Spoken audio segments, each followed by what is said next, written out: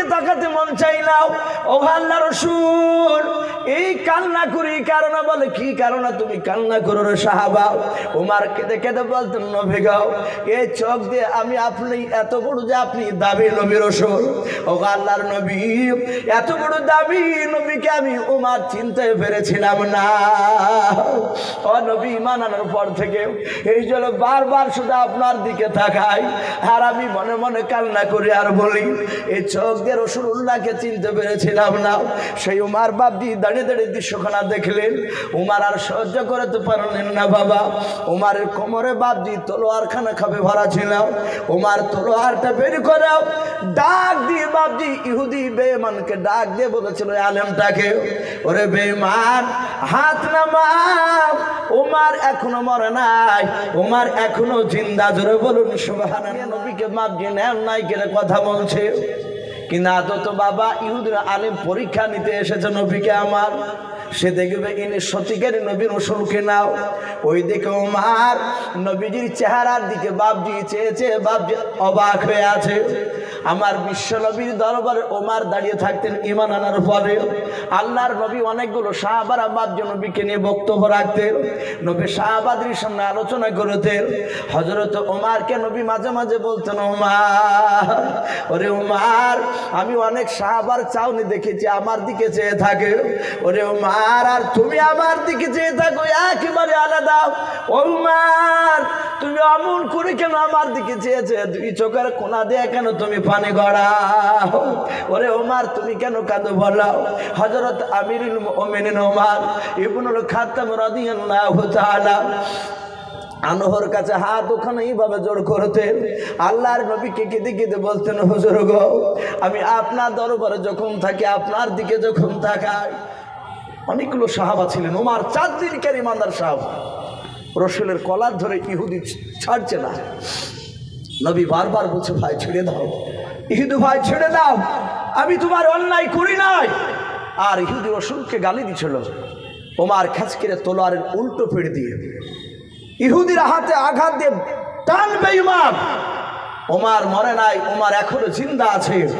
ওমরের সামনে রাসূলকে অন্যায় করবি এ ওমর সহ্য করবে না। জোরে বলুন সুবহানাল্লাহ। এত জোর আঘাত করেছে ওমর ইহুদির হাতে। রাসূলের কলারটা এভাবে ধরা ছিল, এখানে তলোয়ার মেরেছে, হাতটা ছুটে গিয়েছে। ওমরের শক্তি সহ্য করতে পারেনি। ইহুদির বাপজি আঘাত লাগা হাতটা এইভাবে ইহুদি দিয়ে বুকের সাথে ভাবে চেপে ধরে আসে। ইহুদির দুই চোখ দিয়ে পানি।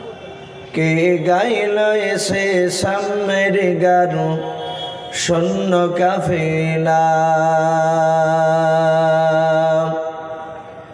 কে আসনা বলে এই পৃথিবী হলো জানা,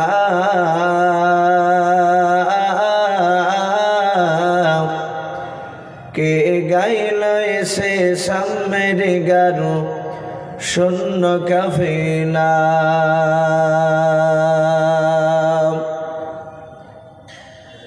ও হাশমে মাকি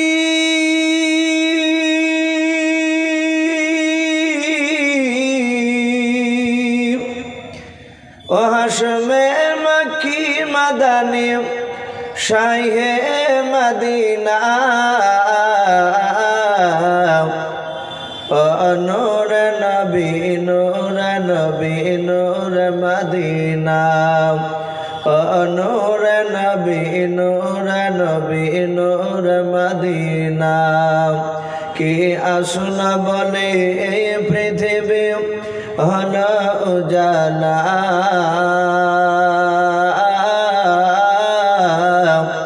কে গাইল এসে সামের গারু শূন্য কাফেলা। আহমদ মোহাম্মদ যিনি আখির নবী,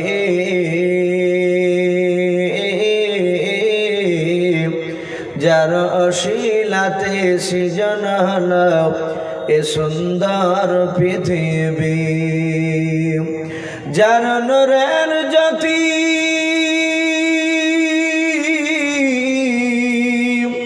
যার নূরের জ্যোতি দেখে রবে হয়ে যাই নবীর দিবানা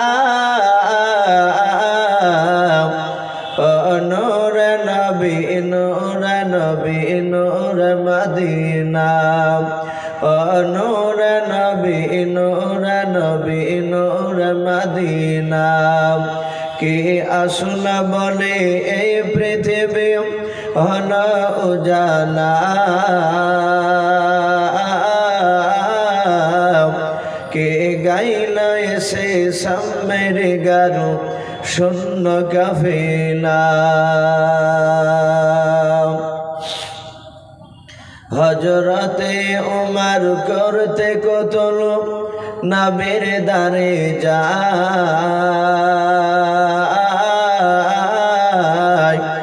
আর নুরানি তার চেহারা দেখে উমর ফিদা হয়ে যায় বলুন সুবহানাল্লাহ হযরতে উমর করতে কতল নবীর দারে যায়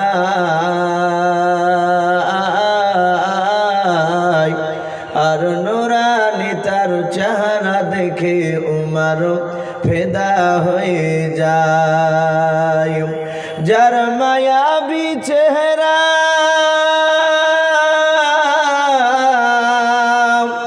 যার মায়াবী চেহারা দেখে উমর হয়ে যায় নবীর দিবানা নূর নবী নূর নবী নূর মদিনা নূর নবী নূর নবী নূর মদিনা কে আসল বলে এই পৃথিবী হল উজালা কে গাইল এসে সামের গারু শূন্য কাফেলা আচ্ছা ভাই এটা কোরআন শরীফ তো নাকি এটা এইদিকে রাখেন আমার এটা উঁচু হয়ে যাচ্ছে এটা হচ্ছে ও বইগুলো যদি অন্য আরবি টাইপে থাকতো ওপর ওটা রাখাই ভালো উঁচু আছে এটা ভাই আমরা আরেকবার প্রাণ ভরে মহব্বত উচ্চ আজে আমরা দুরুদ ইব্রাহিমটা বাবজি পড়িনি আমি আপনাদেরকে প্রথমেই বলি এক শ্রেণীর মানুষ তারা উলামে দেওবন্দের আকীদার যারা উলামা তাদের বিরুদ্ধে একটা অপপ্রচার করে যে আমরা নাকি নবীর ওপর দুরুদ পড়ি না ওরা যারা এই কথাটা বলে তারা ভাবে ওই যেটা আমরা ছোট থেকে বাবজি সচরাচর যেগুলো পাড়ার মজলিসে মিলাদ বলেন অনেক জালসাতে হয় ওই যে আপনার হারদাম জামান সেনেকানো যেটা বলে না এটা পড়ি না বলে অনেকে বলে যে এরা দুরুদই পড়ে না কিন্তু ভাই আমি বিতর্কর দিকে যাব না আমি দেখেছি অনেক নামাজি মানুষ আবার যারা অনেকে নামাজ পড়ে না তারা তো আশা করি ওই যেটা প্রচলন যেটা আমরা দুরুদ বলে জানি ওটা প্রায় 100টা মানুষের মধ্যে 99টা মানুষই তাদের মুখস্থ হয়ে গেছে তাদের মুখস্থ আছে কারণ তারা জন্মের পর থেকে বাবজি যখন একটু বুদ্ধি হয়েছে মিলাদ মাহফিলে জালসার মাহফিলে যেতে শিখেছে আর ওটাই পড়ে পড়ে মুখস্থ হয়ে গেছে আবার দেখেছি যখনই দুরুদ ইব্রাহিম যেই দুরুদটা 5 ওয়াক্ত নামাজে লাগে ফরজ ওয়াজিব সুন্নাত নফল যে দুরুদটা খুবই গুরুত্বপূর্ণ অথচ ওই দুরুদটা বাবজি অনেকের মুখস্থ হয় না তো ওই প্রচলন দুরুদের মতো যদি এই দুরুদটা যদি যেটা দামি দুরুদ এটা যদি বাবজি আপনার যেটা নামাজে লাগে এটা যদি ওইভাবে পড়া হতো তাহলে সবারই বাবজি মুখস্থ হয়ে যেত তাই প্রতিটা বাবজি ভাইদেরকে আমি অনুরোধ করব ভাই আমরা সকলেই একবার উচ্চ আওয়াজে দুরুদ ইব্রাহিমটা পড়ে নিই আল্লাহুম্মা সাল্লি আলা মুহাম্মাদি ওয়া আলি মুহাম্মাদ কামা সাল্লাইতা আলা ইব্রাহিম ওয়া আলা আলি ইব্রাহিম ইন্নাকা হামিদুম মাজিদ আল্লাহুম্মা বারিক আলা মুহাম্মাদি ওয়া আলি মুহাম্মাদ কামা বারাকতা আলা ইব্রাহিম وعلى آل إبراهيم إنك حميد مجيد صلى الله تعالى عليه وسلم। শ্রদ্ধেয় জনাব, আজকের জালসা নির্বাচিত মনোনীত যোগ্যতম সভাপতি মহাশয় ও সম্মানিত আমন্ত্রিত নামে কেরাম ও আমার সম্মুখের শ্রদ্ধেয় বা জ্যেষ্ঠ বাবা জীবনেরা, আমার সমবয়স্ক সমাজস্য যুবক ভাইয়েরা, পর্দার আড়ালের মা বোনেরা ও আমার সম্মুখের কচি কচি স্নেহের বাচ্চারা, সকলকে জানাই আমার বুক ভরা ভালোবাসা সালাম। আসসালামু আলাইকুম ওয়া রাহমাতুল্লাহি ওয়া বারাকাতুহু। আলহামদুলিল্লাহ, সমস্ত প্রশংসা হামদ নাত সাধনা ভজনা সে মহান রব্বুল আলামিনের জন্য, যে মহান রব্বুল আলামিন আমাদেরকে বড় ভালোবেসে রহম করে বিভিন্ন গুনার মজলিস থেকে বাছাই করে নিয়ে এসে তার এমন একটা দিনই মজলিসে নিয়ে এসে বসার আমাদেরকে বাপজি সুযোগ করে দিয়েছেন আল্লাহ। ভাই, আমরা যে মাহফিলে এসে বসেছি এটা আমাদের বাহাদুরি নয়। এই মাহফিলে বাপজি এখনই যদি এই ঈদগাহের ময়দান থেকে যদি একটু বাইরে বেরিয়ে দেখা যায়, শত শত মানুষ বাপজি ঘুরিয়ে বেড়াচ্ছে, অথচ বাপজি তারা জালসার দিকে আসতে চাইছে না। কারণ তারা এই দিকে আসছে না, জানতে হবে যে আল্লাহ তাদেরকে ভালোবাসেনি। আপনার আমার বিশ্ব নবী বলেছেন, আল্লাহ যাকে ভালোবাসে, মহান আল্লাহ তার সে ভালোবাসা বান্দা বান্দিকে তার দিনই মজলিসে নিয়ে এসে বসে দেয়।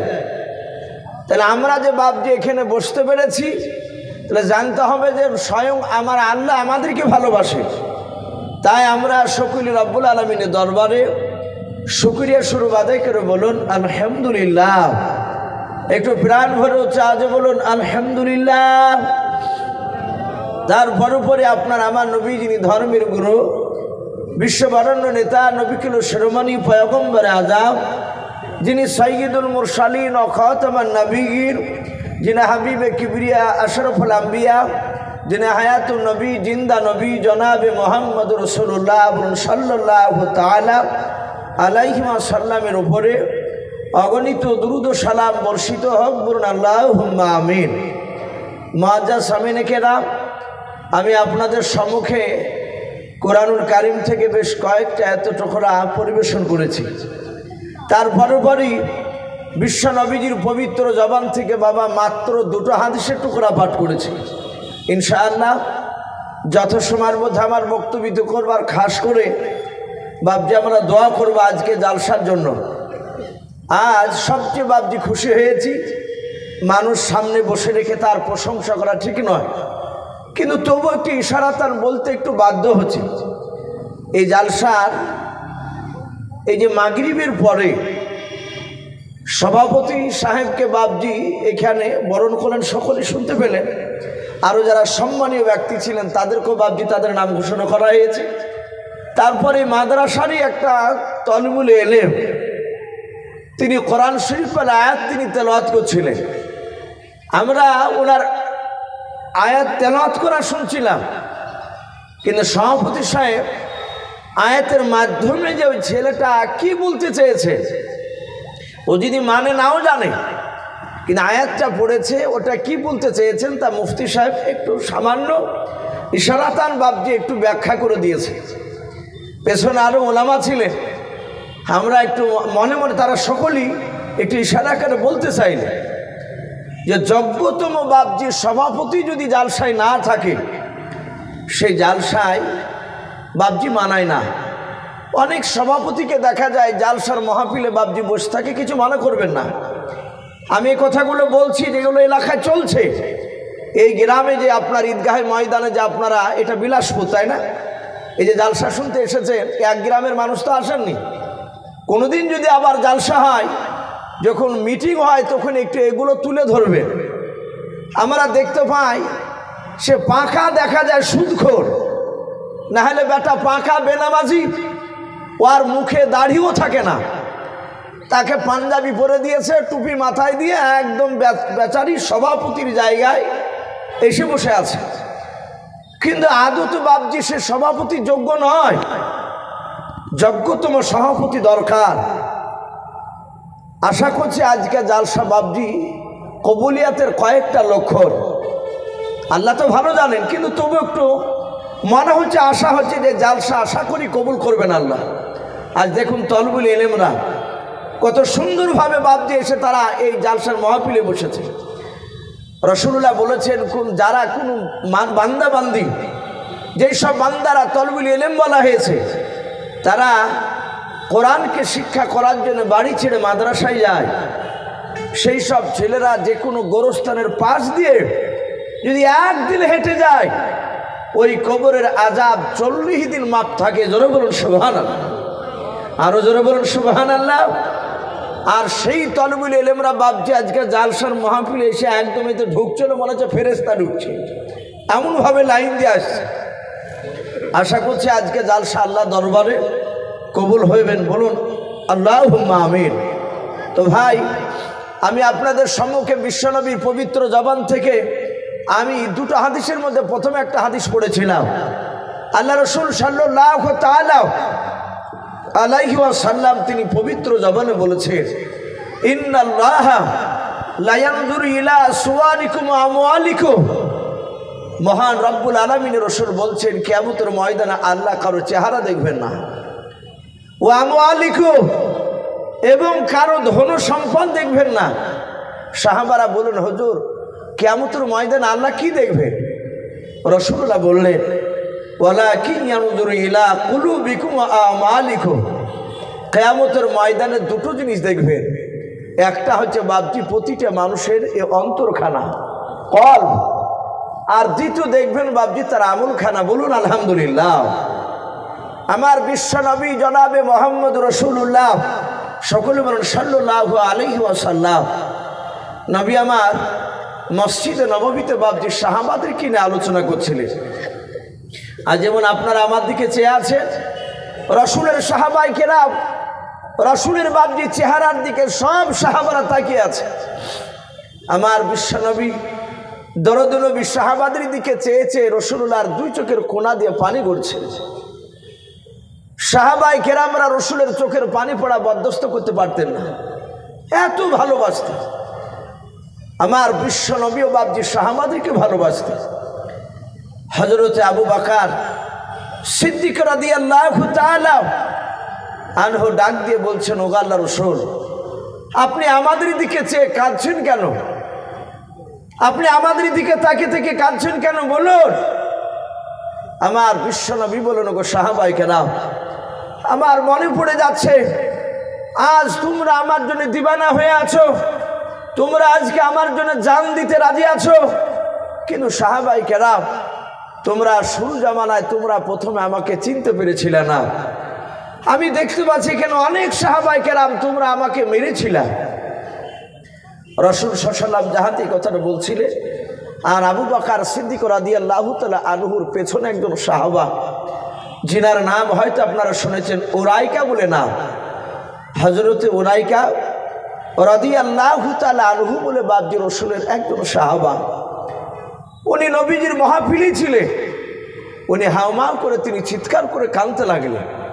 বিশ্ব নবী যখন আঘাতের কথা বলেছে, আমার আবু বকর সিদ্দিক রাদিয়াল্লাহু তাআলা আনহু বাবা আল্লাহর নবীর সাহাবা উরাইকা রাদিয়াল্লাহু তাআলা আনহুকে ডাক দিয়ে বলেন, ভাই উরাইকা, ওরে ভাই, তুমি নবীজির কথা শুনে কেন কান্না করেছো? তাড়াতাড়ি বলো। হযরত উরাইকা রাসূলের কাছে হাত ওখানা জোর করে বলতে লাগলেন, নবী গো, আপনি আঘাতের কথাগুলো আপনার মনে পড়ে যাচ্ছে, তাই আপনি কান্না করেছেন মনে হয়। আল্লাহর নবীর সাহাবা উরাইকা ডাক দিয়ে বলুন, নবীজি, আমার একটা আপনার আঘাতের কথা আমার মনে পড়ে যায় নবী, এই জন্য আমি হাওমা করে কান্না করতেছি। আল্লাহর নবী জনাবে মুহাম্মদ রাসূলুল্লাহ সাল্লাল্লাহু তাআলা আলাইহি ওয়াসাল্লাম নবী আমার ডাক দিয়ে বলেন, ওরে উরাইকা, তাড়াতাড়ি তুমি বলো, তোমার কোন দিনের আঘাতের কথা তোমার মনে পড়ে যায়, আর তোমার নবীকে কখন মেরেছিল তাই তুমি সেই কথাটা স্মরণ করে তুমি কান্না করেছো বলো। আল্লাহর নবীজির সাহাবা উনাইকা রাদিয়াল্লাহু তাআলা আনহু তিনি ডাক দিয়ে বলছেন, নবী গাও আমি সেই সময় আপনাকে চিনতাম না। আল্লাহ রসুল ডাক দিয়ে বলল, উরাইকা তুমি আমাকে প্রথমে চিন্তা না বলে না নবী আমার বাড়ি মক্কা নগর নাই, ওগো নবী যে আমার বাড়ি মদিনায় বাড়ি নাই। আল্লাহর নবী বলেন, উরাইকা তোমার বাড়ি তো শাম দেশে ছিল বলে হ্যাঁ। উরাইকা বলছেন, নবী আমি শাম দেশে থাকা অবস্থায় নবী গাও আমি আপনাকে চিনতে পেরেছিলাম না, এমনকি আপনার নাম পর্যন্ত আমি উরাইকা জানতাম না। হযরত ওমর আরো যে বাবজি সাহাবায়ে কেরাম ছিলেন তারা ডাক দিয়ে বলছেন, এই উরাইকা তুমি রসুলকে যে চিনতে না, সামদেশে ছিলে, এমন কি আঘাতজনক কথা তোমার মনে পড়ে গেছে একটু বলো। উরাইকা বলছেন, ভাই এই মক্কার একটা নেতা তার নাম হচ্ছে আবুল হিকাম। আমরা সকলেই জানি রসুলের সবচেয়ে বাবজি মক্কা নগরে রসুলের জীবদ্দশায় নবীর সবচেয়ে বাবজি 1 নম্বর দুশমন ছিল, তার নাম কি ভাই একটু জোরে বলে? আবু জাহাল। আমরা যাকে আবু জাহেল বলে জানি, এই বেঈমান ছিল রসুলুল্লাহর সবচেয়ে বাবজি 1 নম্বরের দুশমন। উরাইকা বলছেন, ওগো নবী এই আবু জাহেল বেঈমান সামদেশে ব্যবসা করতে যেত, ব্যবসা করতে গিয়ে হাতি যাই হোক এই উরাইকার সাথে তার বন্ধুত্ব তৈরি হয়। আমাদের অনেক মানুষ এলাকার কেরালায়, চেন্নাই, দুবাই যায়, ওই আমাদের ঘরের সন্তানের বাইরে গিয়ে ওইসব এলাকার কিছু মানুষের সাথে বন্ধুত্ব তৈরি করে এবং বেড়াতেও আসে, এলাকায় দেখতে পায়। আপনাদের হয়তো এই সাথে কেন্দ্রে যে এই বিলাসপুরে মোড়া হয়তো দেখা যায় নতুন একটা ছেলে কিনেছে, বলে ভাই এর বাড়ি কোথায়? বলে এর বাড়ি হচ্ছে কেরালায়। বলে কি ব্যাপার এখানে? বলে আমার বন্ধু, আমি ওনার ওখানে কাজ করি, উনি আমাদের এলাকায় ঘুরতে এসেছে, তাই আমি বাজার বাড়াতে নিয়ে এসেছি। অনেকে আসে। তা আবু জাহেল ডাক দিয়ে বলল, ভাই উরাইকা তুমি মক্কা নগরে আমাদের দেশে ঘুরতে যেও। উরাইকা বলছেন, ভাই আমি আবু জাহেলকে কথা দিয়ে দিলাম। আবু জাহেলের মক্কাতে আমি খুঁজে খুঁজে তার বাড়িতে পৌঁছালাম। আবু জাহেল আমাকে দেখে বড্ড খুশি হয়েছে, সে আমার জন্য আদর আপ্যায়ন করলো, যত্ন করলো ভালো করে আমার।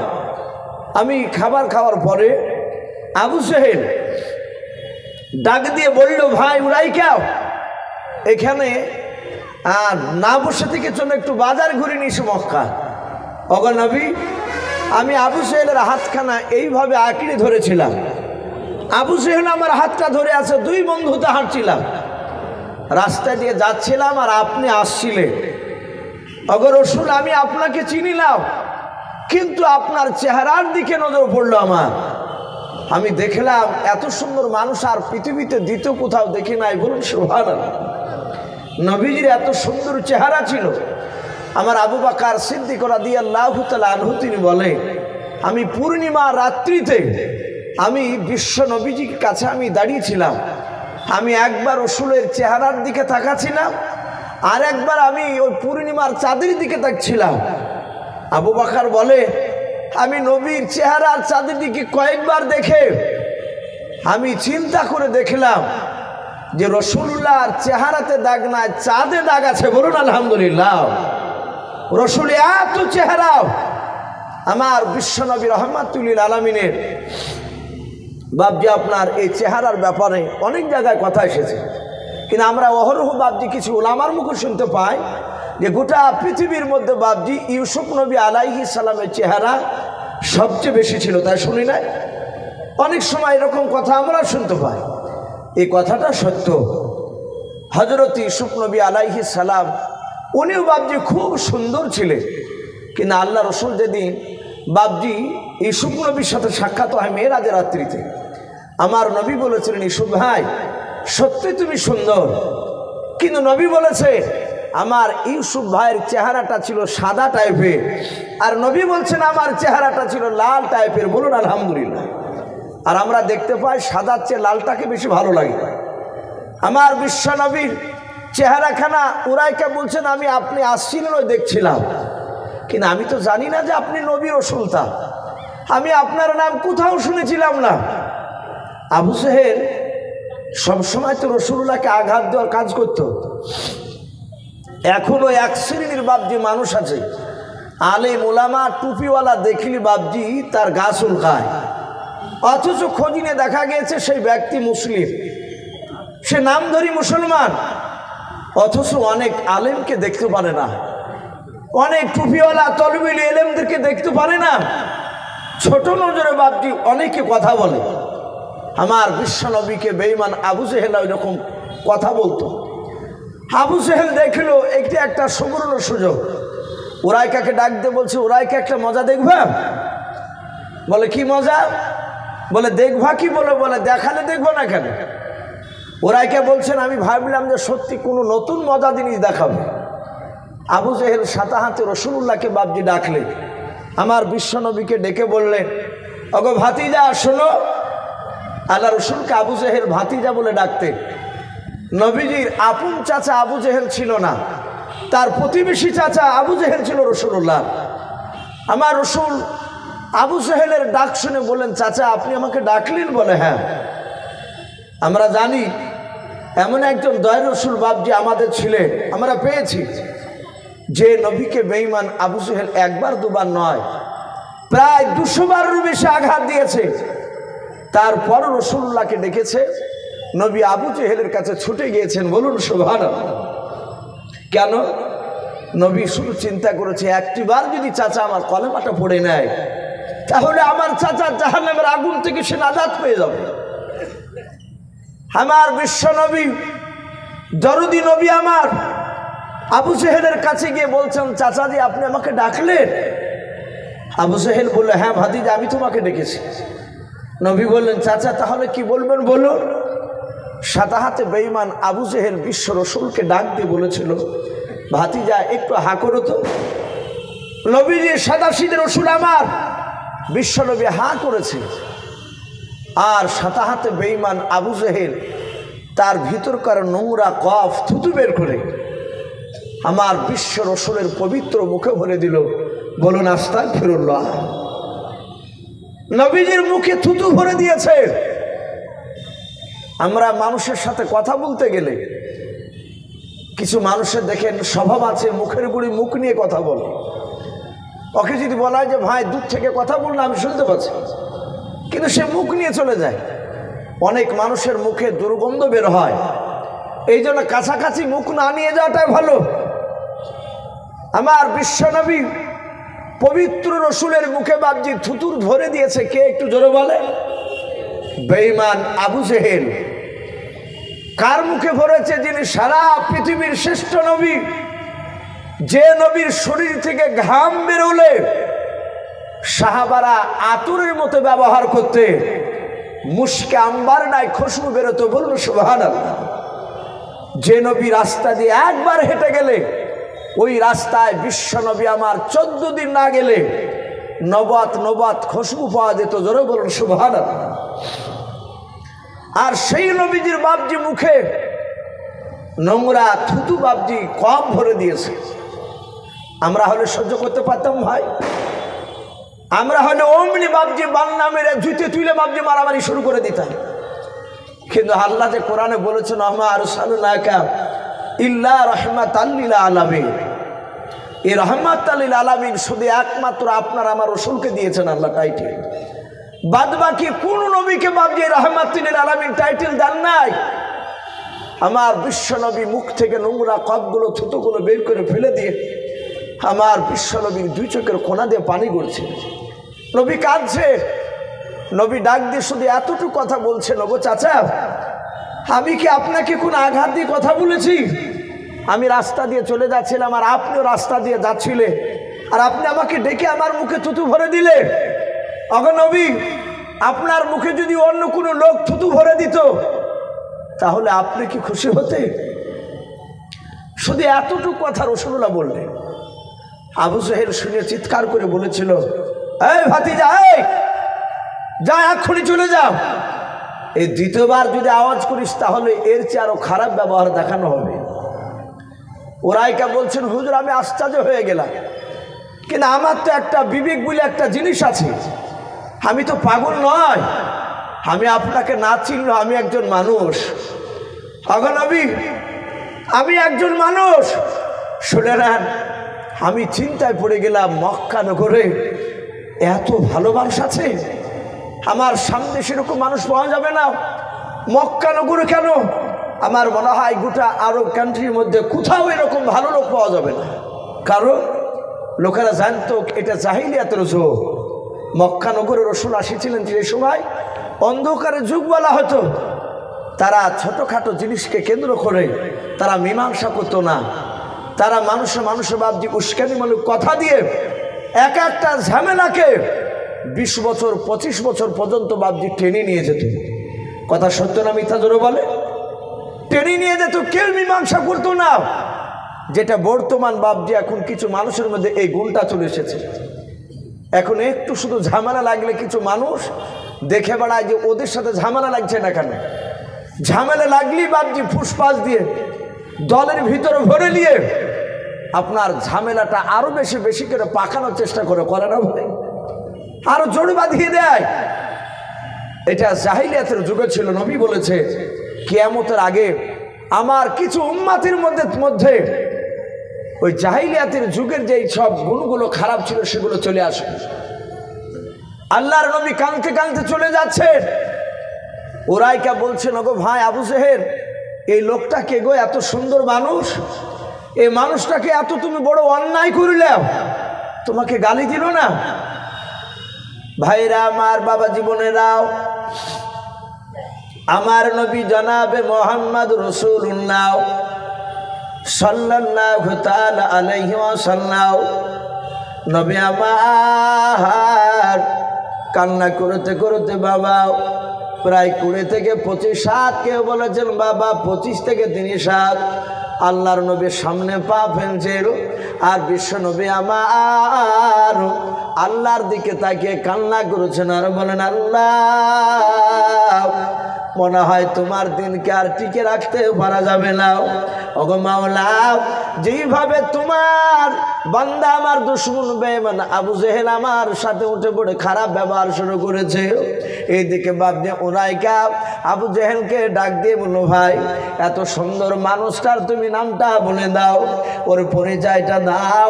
আমি মক্কা নগর থেকে আমি শাম দেশে গিয়ে তার পরিচয়টা, তার ব্যবহারগুলো প্রশংসা করব, তার চরিত্র কথা আমি মানুষের সামনে আলোচনা করব। আবু জেহেল ডাক দিয়ে বলল, ভাই এই লোকটার নাম শুনতে হবে না, তুমি সামনের দিকে গিয়েছো নাও, আরো ভালো জিনিস তোমাকে দেখানো হবে। কিন্তু আল্লাহ কোরআন পাকে বলেছেন, মাইয়াদিহিল্লাহু ফালা মুদিল্লা লাহু ওয়া মাইয়ুদলিলহু ফালা হাদিয়া লাহু। আমার আল্লাহ বলেন, ওরে বান্দারাও, আমি যাকে হেদায়েত বানাবো পৃথিবীর মানুষ একত্রিত হয়ে তাকে গুমরাহ বানাতে পারবে না, আর আমি যাকে গুমরাহ বানাবো সারা পৃথিবীর মানুষ মিলে বাপজি তাকে হেদায়েত বানাতে পারবে না। আল্লাহর নবী জনাবে মুহাম্মদ রাসূলুল্লাহ সাল্লাল্লাহু তাআলা আলাইহি ওয়াসাল্লাম নবী আমার রাস্তা দিয়ে কাঁদতে কাঁদতে চলে যাচ্ছেন। উরাইকার দিলের ভিতরে বাপজি নূরের বাতি বাপজি জ্বলে উঠেছে। উরাইকা আর দাঁড়িয়ে থাকতে পারল না।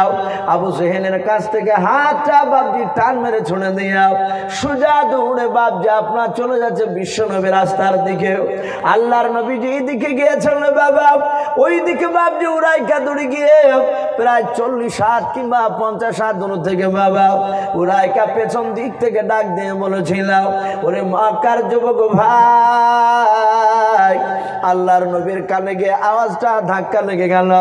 বিশ্ব নবী আমার এভাবে পেছন দিকে বাপজি ঘুরিয়ে তাকিয়ে দেখে, আল্লাহর নবী তাকে দেখে ওই যুবকটা, যেই যুবকটা আবু জেহেলের হাতখানা ধরেছিল, আর ওই সময় বেঈমান আবু জেহেল আমার মুখে থুতু ভরে দিয়েছিল, ওই লোকটা কেন আমাকে ডাক দিতেছে? আল্লাহর নবী দাঁড়িয়ে বলেন, ওগো ভাই কি ব্যাপার, আমাকে কেন দাঁড়াতে বললে? বললাম ডাক দিয়ে বাপজি বলেছিল, ওই উরাইকা যুবকটা ডাক দিয়ে বলেছিল, ভাই আমি তোমাকে চিনি নাও। ওরে ভাই তোমার নাম কি বলো? এত বড় অন্যায় করলো বেঈমান আবু জেহেল, তুমি তাকে কিছু মূল্য নাও। আল্লাহর নবী বলেন, ওগো ভাই আমার মনে হয় তোমার বাড়ি মক্কা নগরে নাই। হযরত উরাইকা ডাক দিয়ে বলে, না আমার বাড়ি মক্কাতে নয়, আমার বাড়ি শাম দেশে। বলে, হ্যাঁ আল্লাহর নবী জনাবে মুহাম্মদ রাসূলুল্লাহ সাল্লাল্লাহু তাআলা আলাইহি ওয়াসাল্লাম ডাক দিয়ে বলেন, ভাই আমি সারা পৃথিবীর রহমতের নবী, বলুন সুবহানাল্লাহ। আমি দরদি নবীর ভাই, আল্লাহ আমাকে নবী রাসূল করে পাঠিয়েছে দুনিয়ায়। জাহান্নামী মানুষেরা তারা কিভাবে জান্নাতের রাস্তায় যাবে এটা দেখানোর জন্য আমাকে নবী রাসূল করে পাঠিয়েছে। আল্লাহর নবীজি নবুয়তের কথা বাবা 5 থেকে 10 মিনিট বাপ যে আলোচনা করলেন, ওরা কার থাকতে পারলো না। সাতাতে পড়তে লাগলো কলেমা লা ইলাহা ইল্লাল্লাহ। একটু মহব্বত পড়েন লা ইলাহা। ভাই লজ্জা করবেন, একটু পড়ে নি লা ইলাহা ইল্লাল্লাহ লা ইলাহা লা ইলাহা ইল্লাল্লাহ মুহাম্মাদুর রাসূলুল্লাহ সাল্লাল্লাহু তাআলা আলাইহি ওয়াসাল্লাম। ওরাকে বলছেন, হুজুর আমি সেদিন আপনার হাতে হাতে কলেমা পড়ে নিয়েছিলাম নবী গো, ওই দৃশ্যখানা আমার চোখের সামনে ভেসে উঠছে। নবীতে আমি চরম কষ্ট পাচ্ছি। এত বড় দামি নবীকে মক্কার আবু জাহেল চিনতে পারেনি। আমার বিশ্ব নবীর উরাইকা কাঁদছিলেন, আমার রাসূল বাপজি কাঁদতে লাগলেন। হযরতে ওমর ইবনুল খাত্তাব রাদিয়াল্লাহু তাআলা আনহু বাপজি ওখানেই দাঁড়িয়েছিলেন। ওমর বলছেন, ফেদাকা আবি আম্মি ইয়া রাসূলুল্লাহ, ওগো নবী আপনি কাঁদবেন না, আপনার পদতলে আমার পিতামাতা বিসর্জন হোক, বলুন সুবহানাল্লাহ। ওগো নবী আপনি কাঁদবেন না। ওমর যখন কলেমা পড়ে নাই, ওমর যখন আপনাকে চিনত না, তখন আপনাকে বেঈমানরা প্রকাশ্য আপনাকে ধরে ধরে মেরেছে। ওগো রাসূল, যেই দিন থেকে ওমর আপনার উপরে ঈমান এনেছে, সেই দিন থেকে আজ পর্যন্ত কোনো বেঈমান আপনার দিকে আর আঙুল তুলে কথা বলতে পারে নাই ওমরের সামনে। এই কথাগুলো সত্য, কারণ ওমর এত কুখ্যাত বাবজি মস্তান ছিল। রসুলের ওপর ঈমান আনার আগে আমার বিশ্বনবী পবিত্র জবানে ওমরের শক্তির ব্যাপারে বলেছে।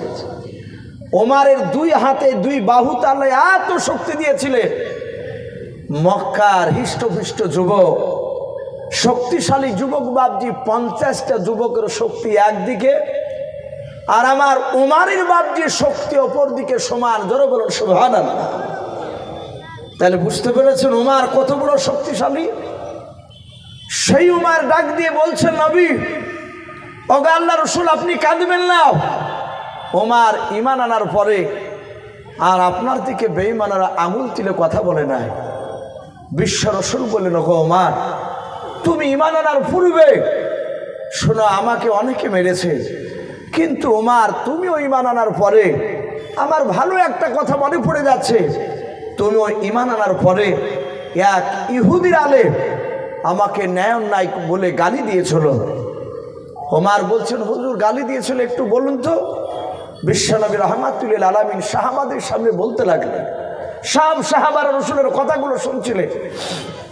আমরা সকলেই জানি এমন একজন রাসূলকে বাপজি আমরা পেয়েছি, যে নবীজির বাপজি প্রশংসা আল্লাহ রাব্বুল আলামিন নিজে করেছেন, বলুন আলহামদুলিল্লাহ।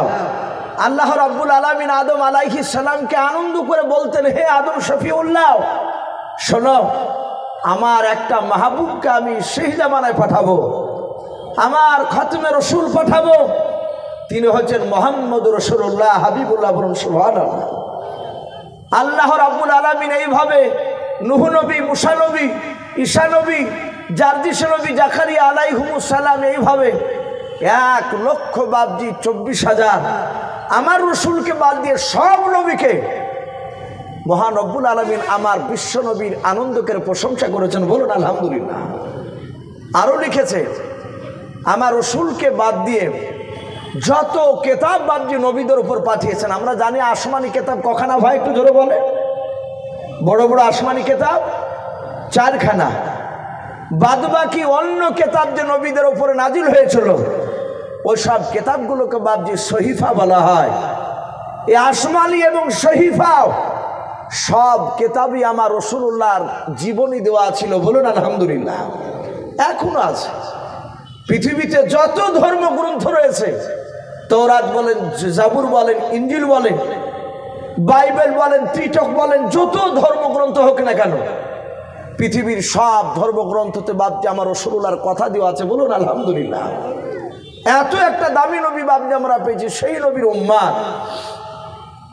সম্মানিত ভাইরা আমার, বাবা জীবনেরা, শুধু এতটুকু চিন্তা করবে, কথার দিকে বাপজি একটু কান লাগাবে, যে আমার রসুলের বাপজি আমরা উম্মাত, আমরা নবীজির উম্মাত হয়ে বাপজি রসুলকে চিনতে পারি নাই।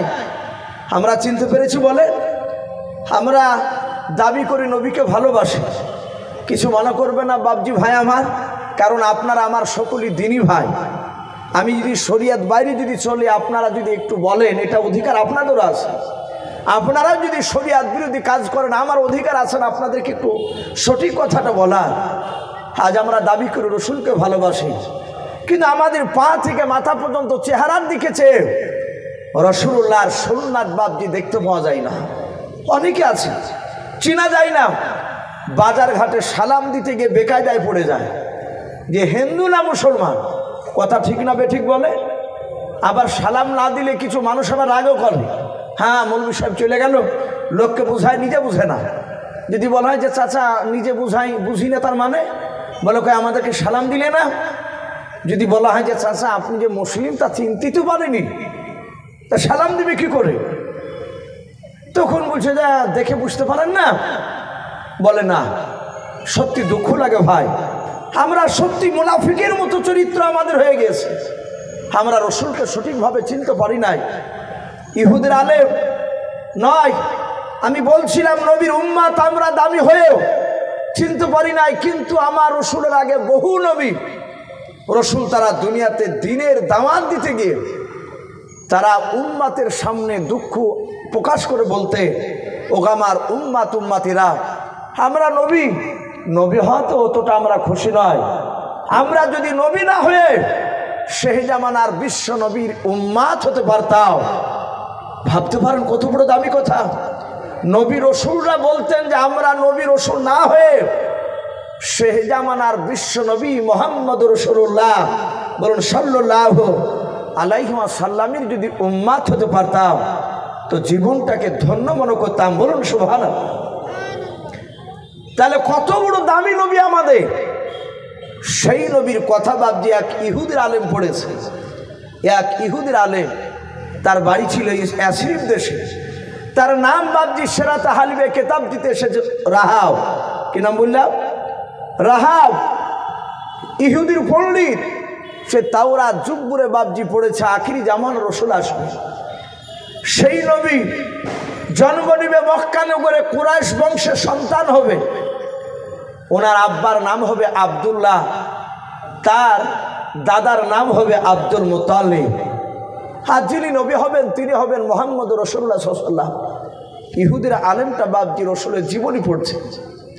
তাতে আরও পড়েছে যে না আখিরি জামানা রসুল হবে, তার সব গুণ ভালো হবে।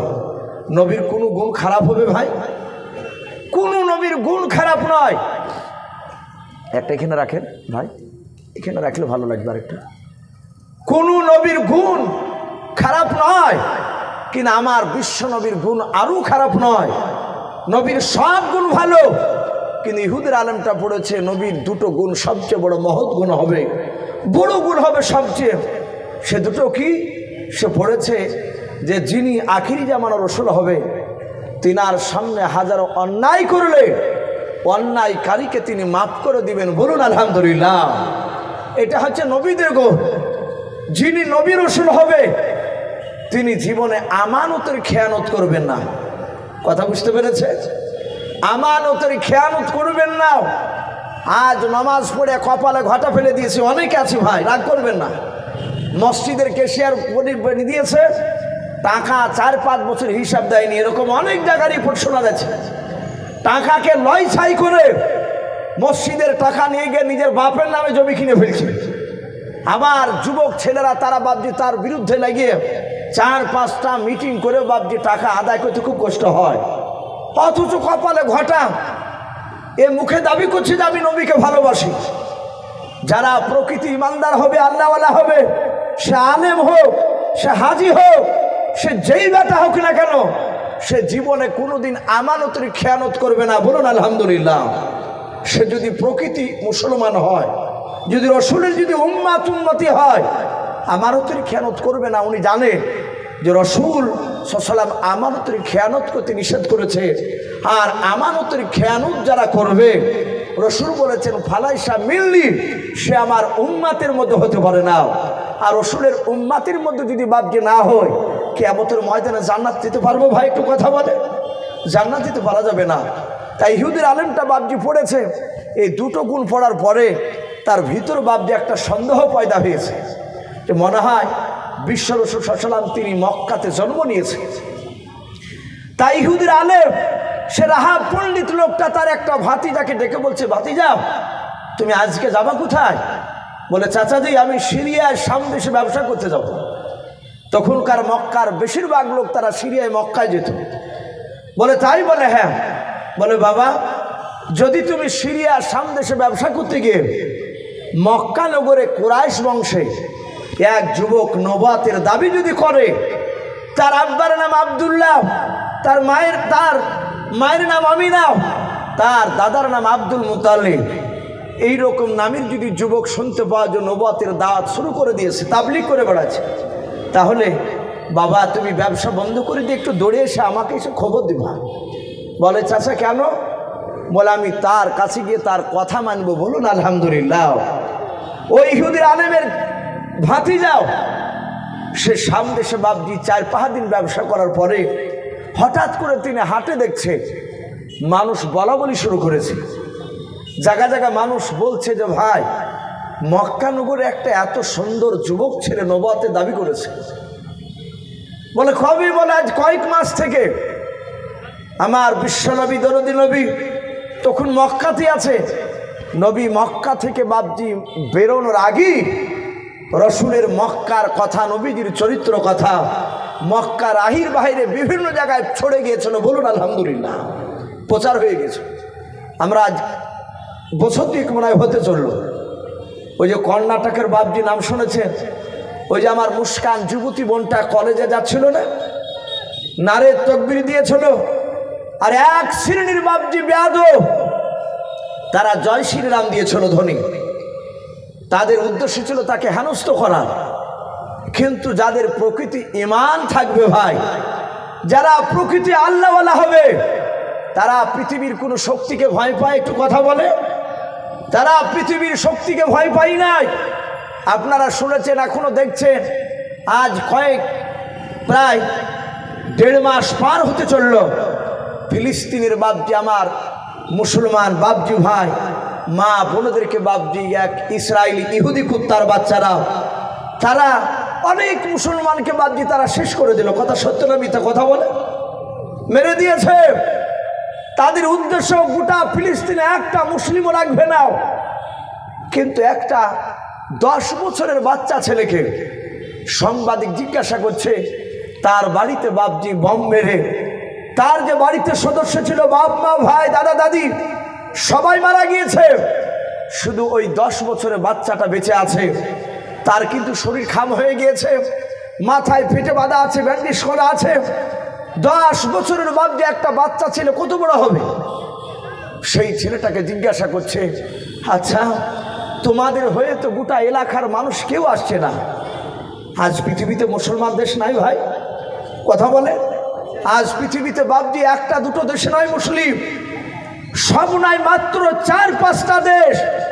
যদি মুসলিম দেশের 4-5টা বাদশাহ যদি বাপজি উমারের মতো যদি নেতা হয়ে যেত, তারা যদি এক হয়ে যদি শুধু একবার যদি আঙুল তুলতো, গোটা পৃথিবীর বেঈমানেরাও মুসলিম বাদশার কাছে এসে মাথা নত করতে বাধ্য হতো। কিন্তু বাপজি এসব নামধারী অনেক মুসলমান বাদশাহ তারা হয় টাকার লোভে পড়ে, না হলে বাপজি বেঈমানদের কাছ থেকে কিছু নারীর লোভে তারা ইমানকে বাপজি বিক্রি করে দিয়েছে। সম্মানিত ভাইরা আমার বাবাজি বোনেরাও, তাই সে 10 বছরের ছেলেটাকে বলছে, ওগো বাবা তোমাদের এলাকার আশপাশের কোনো বাদশারা তোমাদের সহযোগিতার জন্য হাত বাড়াচ্ছে না, তুমি কি বলতে চাও? ছেলেটার ইমানি জোশ দেখে। একটা 10 বছরের ছেলে সে ডাক দিয়ে বলছে, ওগো সাংবাদিক ভাই, কাঁদতে কাঁদতে বলছে যে গোটা পৃথিবীর মানুষ আমাদের সহযোগিতা না করতে পারে, আমাদের অসুখ নাই, আমার আব্বা মা দাদা দাদি সব চলে গেছে, কোনো দুঃখ নাই, গোটা পৃথিবীর লোক আমাদের দিকে সহযোগিতার হাত না বাড়ালো, কিন্তু গোটা পৃথিবীকে যিনি সৃষ্টি করেছে তিনার সাথে আমাদের সংযুক্ত আছে। জোরে বলুন সুবহানাল্লাহ, আরো জোরে বলুন সুবহানাল্লাহ, নারে তাকবীর। একটা 10 বছরের ইমানদার ছেলের কথা শুনো, আমাদের ছেলেরা উত্তর দিতে পারবে ভাই এরকম কথা? আর নবী তো বলেছেন ওখানকার ছেলেদের মানুষের ঈমান বেশি হবে, বলুন আলহামদুলিল্লাহ। হাদিসে এসেছে বাইতুল মুকাদ্দাসকে নিয়ে একটা দল, তারা কিয়ামত পর্যন্ত লড়াই করবে, বাইতুল মুকাদ্দাসকে বেঈমানের হাতে যেতে দিবে না। নবীজি বলেছে তারা সংখ্যায় কম হবে, তাদের কাছে অনেক মানুষ মুসলমান, তারা সহযোগিতার হাত বাড়াবে না, কিন্তু তাদের ঈমান হবে খুব মজবুত, বলুন আলহামদুলিল্লাহ। এটা কে বলেছেন জোরে বলে? এটা রাসূলুল্লাহ বলেছে। হাদিসের সাথে কতকটা বাবজি মিলে যাচ্ছে। সাহাবারা বলুন হুজুর ওই মানুষগুলো কোথাকার? নবীজি বললেন বাইতুল মুকাদ্দাসের আশপাশেরই তারা হবে, বলুন আলহামদুলিল্লাহ। ঈমান, আমি বলছিলাম যারা ঈমানদার হয় পৃথিবীর কাউকে দেখে ভয় পায় না। মেয়েটা নারে তাকবীর দিয়েছিল, সে যুবতী বোন মুস্কান, তার নারে তাকবীরে গোটা পৃথিবীর মুসলমানের ঈমান জেগে গিয়েছিল, বলুন আলহামদুলিল্লাহ। চায়ের দোকানে, বাজারে, ঘাটে, সব জায়গায় ওই বোনটার কথা প্রচার হচ্ছিল না ভাই? আমার বিশ্ব নবীজির কথা ওইভাবে গোটা আরবের মধ্যে চারিদিকে বাবজি ছড়ে গিয়েছিল। তাই সামদেশে বাবজি কয়েকটা লোক বলা বলি করছিল যে যুবক মুহাম্মদ সাল্লাল্লাহু আলাইহি ওয়াসাল্লাম তিনি নবুয়তের দাবি শুরু করেছে। বলে কোথায়? বলে মক্কা নগরে। এই ইহুদির আলেমের বাবজি ভাতিজা সে শুনলো, শোনার পর মনে পড়ে গেছে চাচাতে এই কথাই বলেছে। ব্যবসা বন্ধ করে দিয়ে সোজা ইয়াসরিব অর্থাৎ মদিনায় চলে আসলো। এসব ইহুদির আলেম রাহাবকে বলছেন ওগো চাচা, যেই ছেলেটার কথা বলছিলে ওই ছেলেটার কথা সামদেশে লোক বলা বলি করছিল, সে নাকি নবুয়তের দাবি করেছে। বলে কোথায় বাবা? বলে মক্কা নগরে। ইহুদির আলেম বলে বাবা সঠিক শুনেছ? বলে আমি একাই নয়, আরো কয়েকজন বলা বলি করছিল। ইহুদের আলেমটা বাবজি তাওরাত কিতাবটা বুকে করে নিয়ে 5টা টাকা পকেটে ভরে নিয়ে সোজা বাবজি মক্কা নগরে চলে গেল। মক্কা নগরে গিয়ে জিজ্ঞাসা করছে কিছু লোককে, ভাই এখানে মুহাম্মদ সাল্লাল্লাহু আলাইহি ওয়াসাল্লাম কোথায়? এলাকাতে যদি এসে বলে যে আপনাদের বিলাসপুরে মাদ্রাসা জালসা হচ্ছে, কোথায় একটু বলুন তো, এলাকার মানুষ তো জানে, তারা তো বলে দেবে। মক্কার লোকগুলো সামনে যাও, দেখতে বাবা তার কিছু দলবল নিয়ে সেই কথা বলছে, দেখা গা তার ভক্তদেরকে নিয়ে আলোচনা করছে। ইহুদের আলেমটা সোজা চলে আসে, আসার পরে দেখছে কয়েকজন লোক তার সামনে রাসূল বসা। ইহুদের আলেম আসার পরেই ডাক দিয়ে বলল, ভাই তোমার নাম কি? আল্লাহ রাসূলকে বলছে। নবীজি বলেন আমার নাম মুহাম্মদ সাল্লাল্লাহু, বলুন সাল্লাল্লাহু আলাইহি ওয়াসাল্লাম। নবীর নাম শুনলে বাপকে দুরূদ পড়তে হয়। সাথে হাতে বললেন ওই ইহুদির আলেমটা, আচ্ছা ভাই আপনি কি নবী প্লাস রাসূল? আল্লাহ রাসূল বললেন আমি নবী প্লাস রাসূল। যদি একাই বলতেন যে আমি শুধু নবী রাসূল নয়, তাহলে উনি জানতেন ইনি নবী নয়, ইনি প্রকৃতির রাসূল নয়। আল্লাহ রাসূল বলেন আমি নবী প্লাস রাসূল।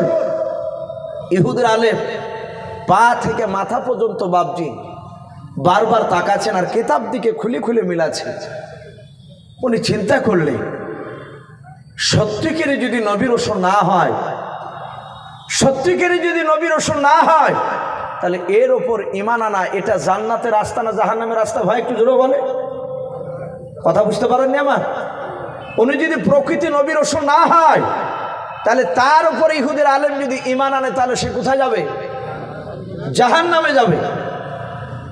আর আবার চিন্তা করছে আমি পরীক্ষা করে দেখব, আর পরীক্ষা নিতে গিয়ে যদি আমার মওত হয়ে যায়, তাহলে এটাও তো জাহান্নামের রাস্তা। আল্লাহ বলবে এই বান্দা, এই আমার রাসূলকে পাওয়ার পর কেন পরীক্ষা নিতে গিয়েছিল? আমি তো সেদিন উত্তর দিতে পারবো না। তাই ইহুদের আলেমটা চিন্তা করলো, মাওলা আমাকে মৃত্যু দিও না, আমাকে তুমি 15 দিন বেঁচে রাখো, বলুন আলহামদুলিল্লাহ। আমি বিনা পরীক্ষার উপর ঈমান আনবো না। আমি কি পরীক্ষা করব? ধর্ম বাপ যেখান থেকে ওলামারা লিখছেন, ইসলাম আপনার আগাছা ধর্ম নয় যে যা বলবে আপনি মেনে নেবেন। আপনি শোনার পর আপনাকে একটু চিন্তা ফিকির করা লাগবে। এই যে আমি মাওলানা ইউসুফ সাহেব, আমি এসেছি সেই সুদূর দৌলতাবাদ ঘাসিপুর থেকে। মুফতি সাহেব যে সভাপতি সাহেব বসে আছে, উনিও ডমকুর সাতবাড়িয়া প্রধান ওনার সাতবাড়িয়া মাদ্রাসার প্রধান শিক্ষক, উনিও যে এসেছেন এখানে। বাপজি আপনারা হয়তো ভাববেন যে সত্যি মনে হয় এরা আল্লাহওয়ালা বুজুর্গ। গোল জামা গায়ে দিয়েছি, মাথায় রুমাল পাগড়ি বাঁধা আছে আমাদের দেখে বাপজি যদি মনে করেন যে সত্যি হয় মনে হয় এরা আল্লাহর ওলি হবে, এটাও বিশ্বাস করা আপনাদের ঠিক হবে না।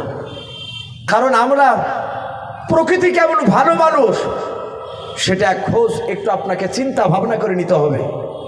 দরকার হলে আমার গ্রামে গিয়ে খোঁজ নেওয়া লাগবে যে মৌলানা সাহেবরা তার প্রতিবেশীর সাথে কেমন ব্যবহার দেখায়, তার বাপ মা বেঁচে আছে কিনা, যদি বেঁচে থাকে তার বাপ মার খিদমত করে কিনা। অনেক বাপজি ওলামাকে দেখছি বাপ মাকে অনেকই কথা বলতে চাই না। আমি আসার পরে নয়, গতকালকে বাপজি আমি সোনাডাঙ্গায় ছিলাম, হ্যাঁ তার আগে একটা নদী জায়গায় জালসায় ছিলাম। আমি মুফতি সাহেবের প্রশংসা ওনার আব্বারও কথা বলছিলাম, মানে ওনার আব্বা একজন আলেম, ওনার সাথী বাপজি আমাকে জিজ্ঞাসা করছে যে মুক্তার মৌলানা সাহেবকে চিনেন দমকলে? আমি বললাম ভাই চিনি তো আমি, এবং উনি আমাকে দোয়ার মজলিসে নিয়ে যান। আমি দেখেছি ওনার আব্বা আলেম, উনিও আলেম, বাব্বাটার মধ্যে এত মহব্বত ভালোবাসা, এটাই তো হওয়া দরকার। তাহলে বাপজি একটু চরিত্র দিদিকে লক্ষ্য করতে হলে একটু যাওয়া লাগবে, দেখতে হবে। হঠাৎ করে তার পোশাক দিকে বিচার করলে হবে না।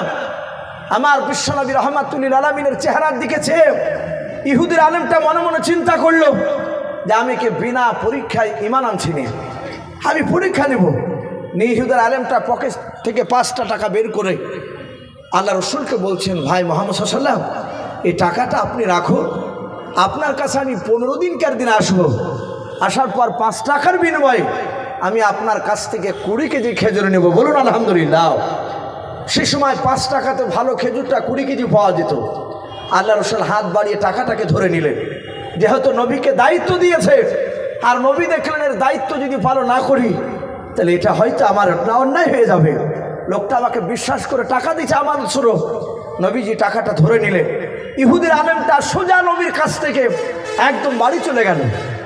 রাস্তা দিয়ে বাড়ি যাচ্ছে আর আল্লাহকে ডাকছে, ওগো মালিক আমাকে 16 দিন জিন্দা রেখো, আমি তোমার নবী এটা সত্য নবী না ভণ্ডা নবী সেটা পরীক্ষা করার জন্য আমি 5 টাকা দিয়ে এসেছি।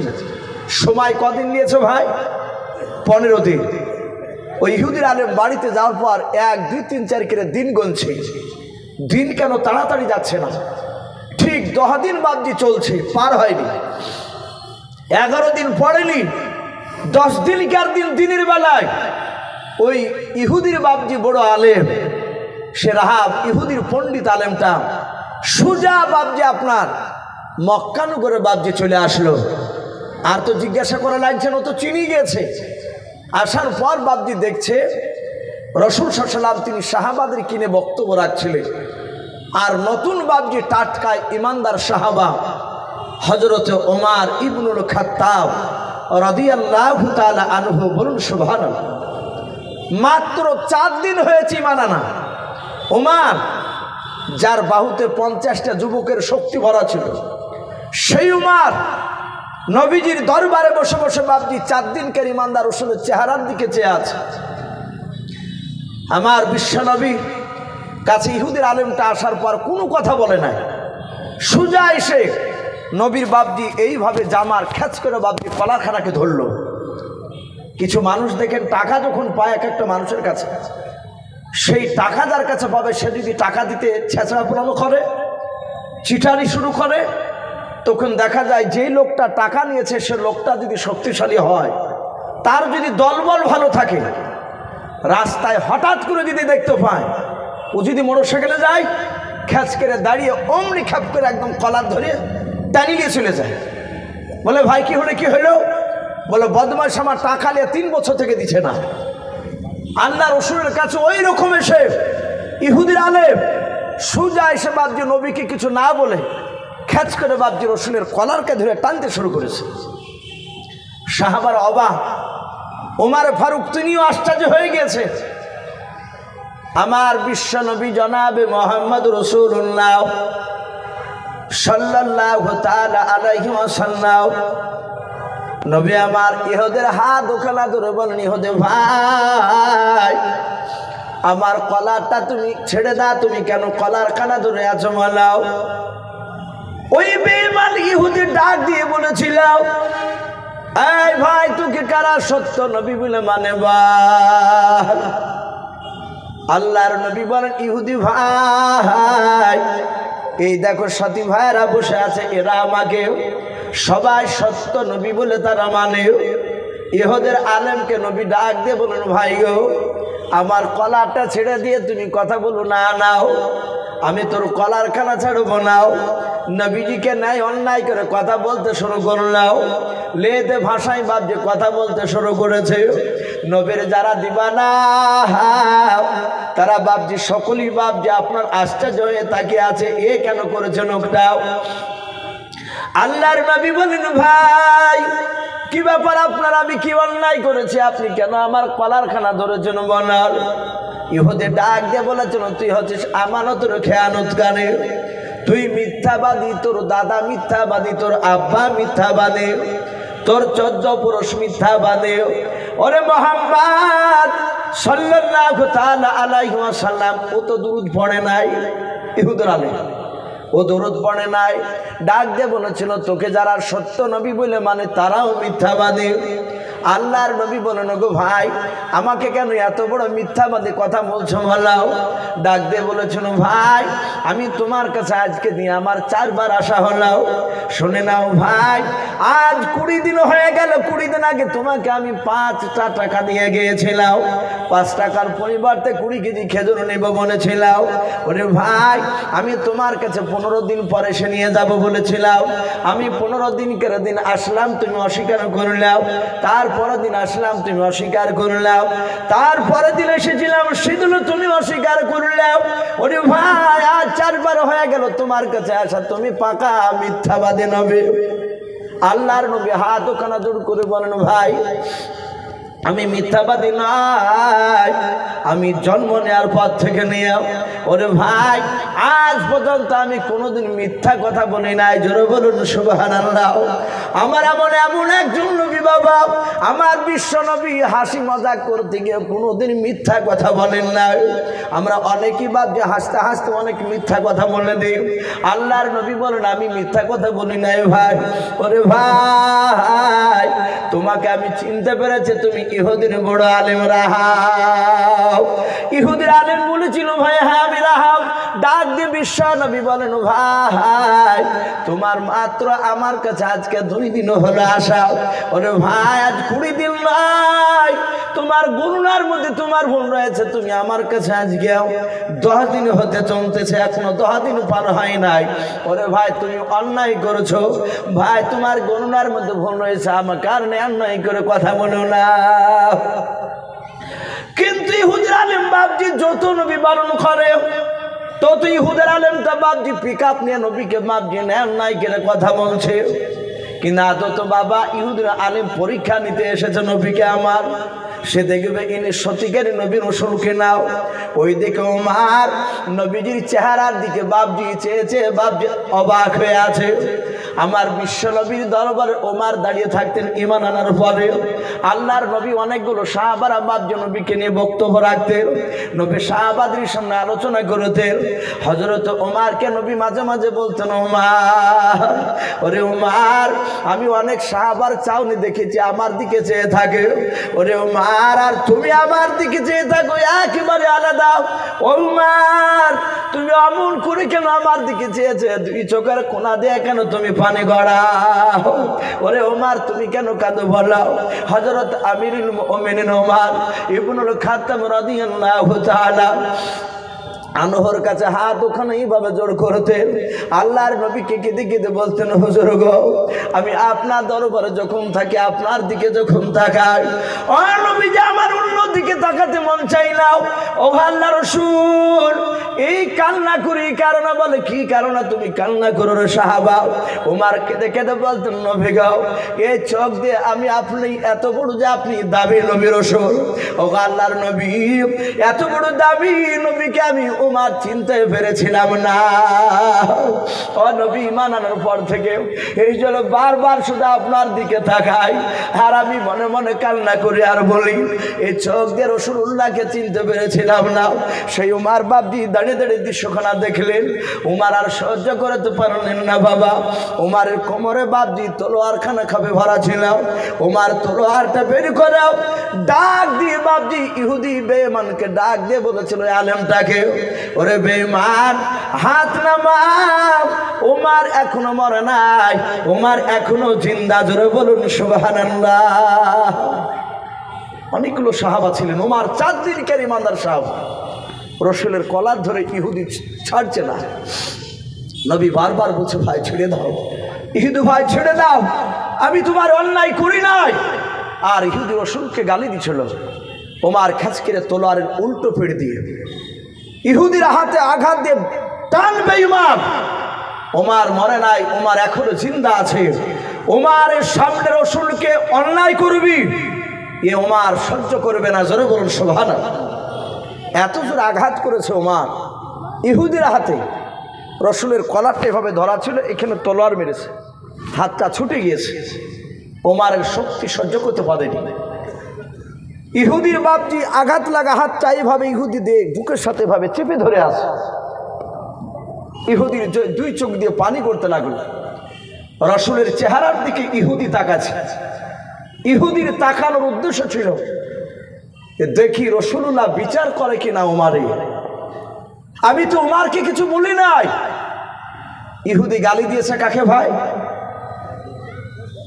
রাসূলকে। কলার ধরেছে রাসূলের।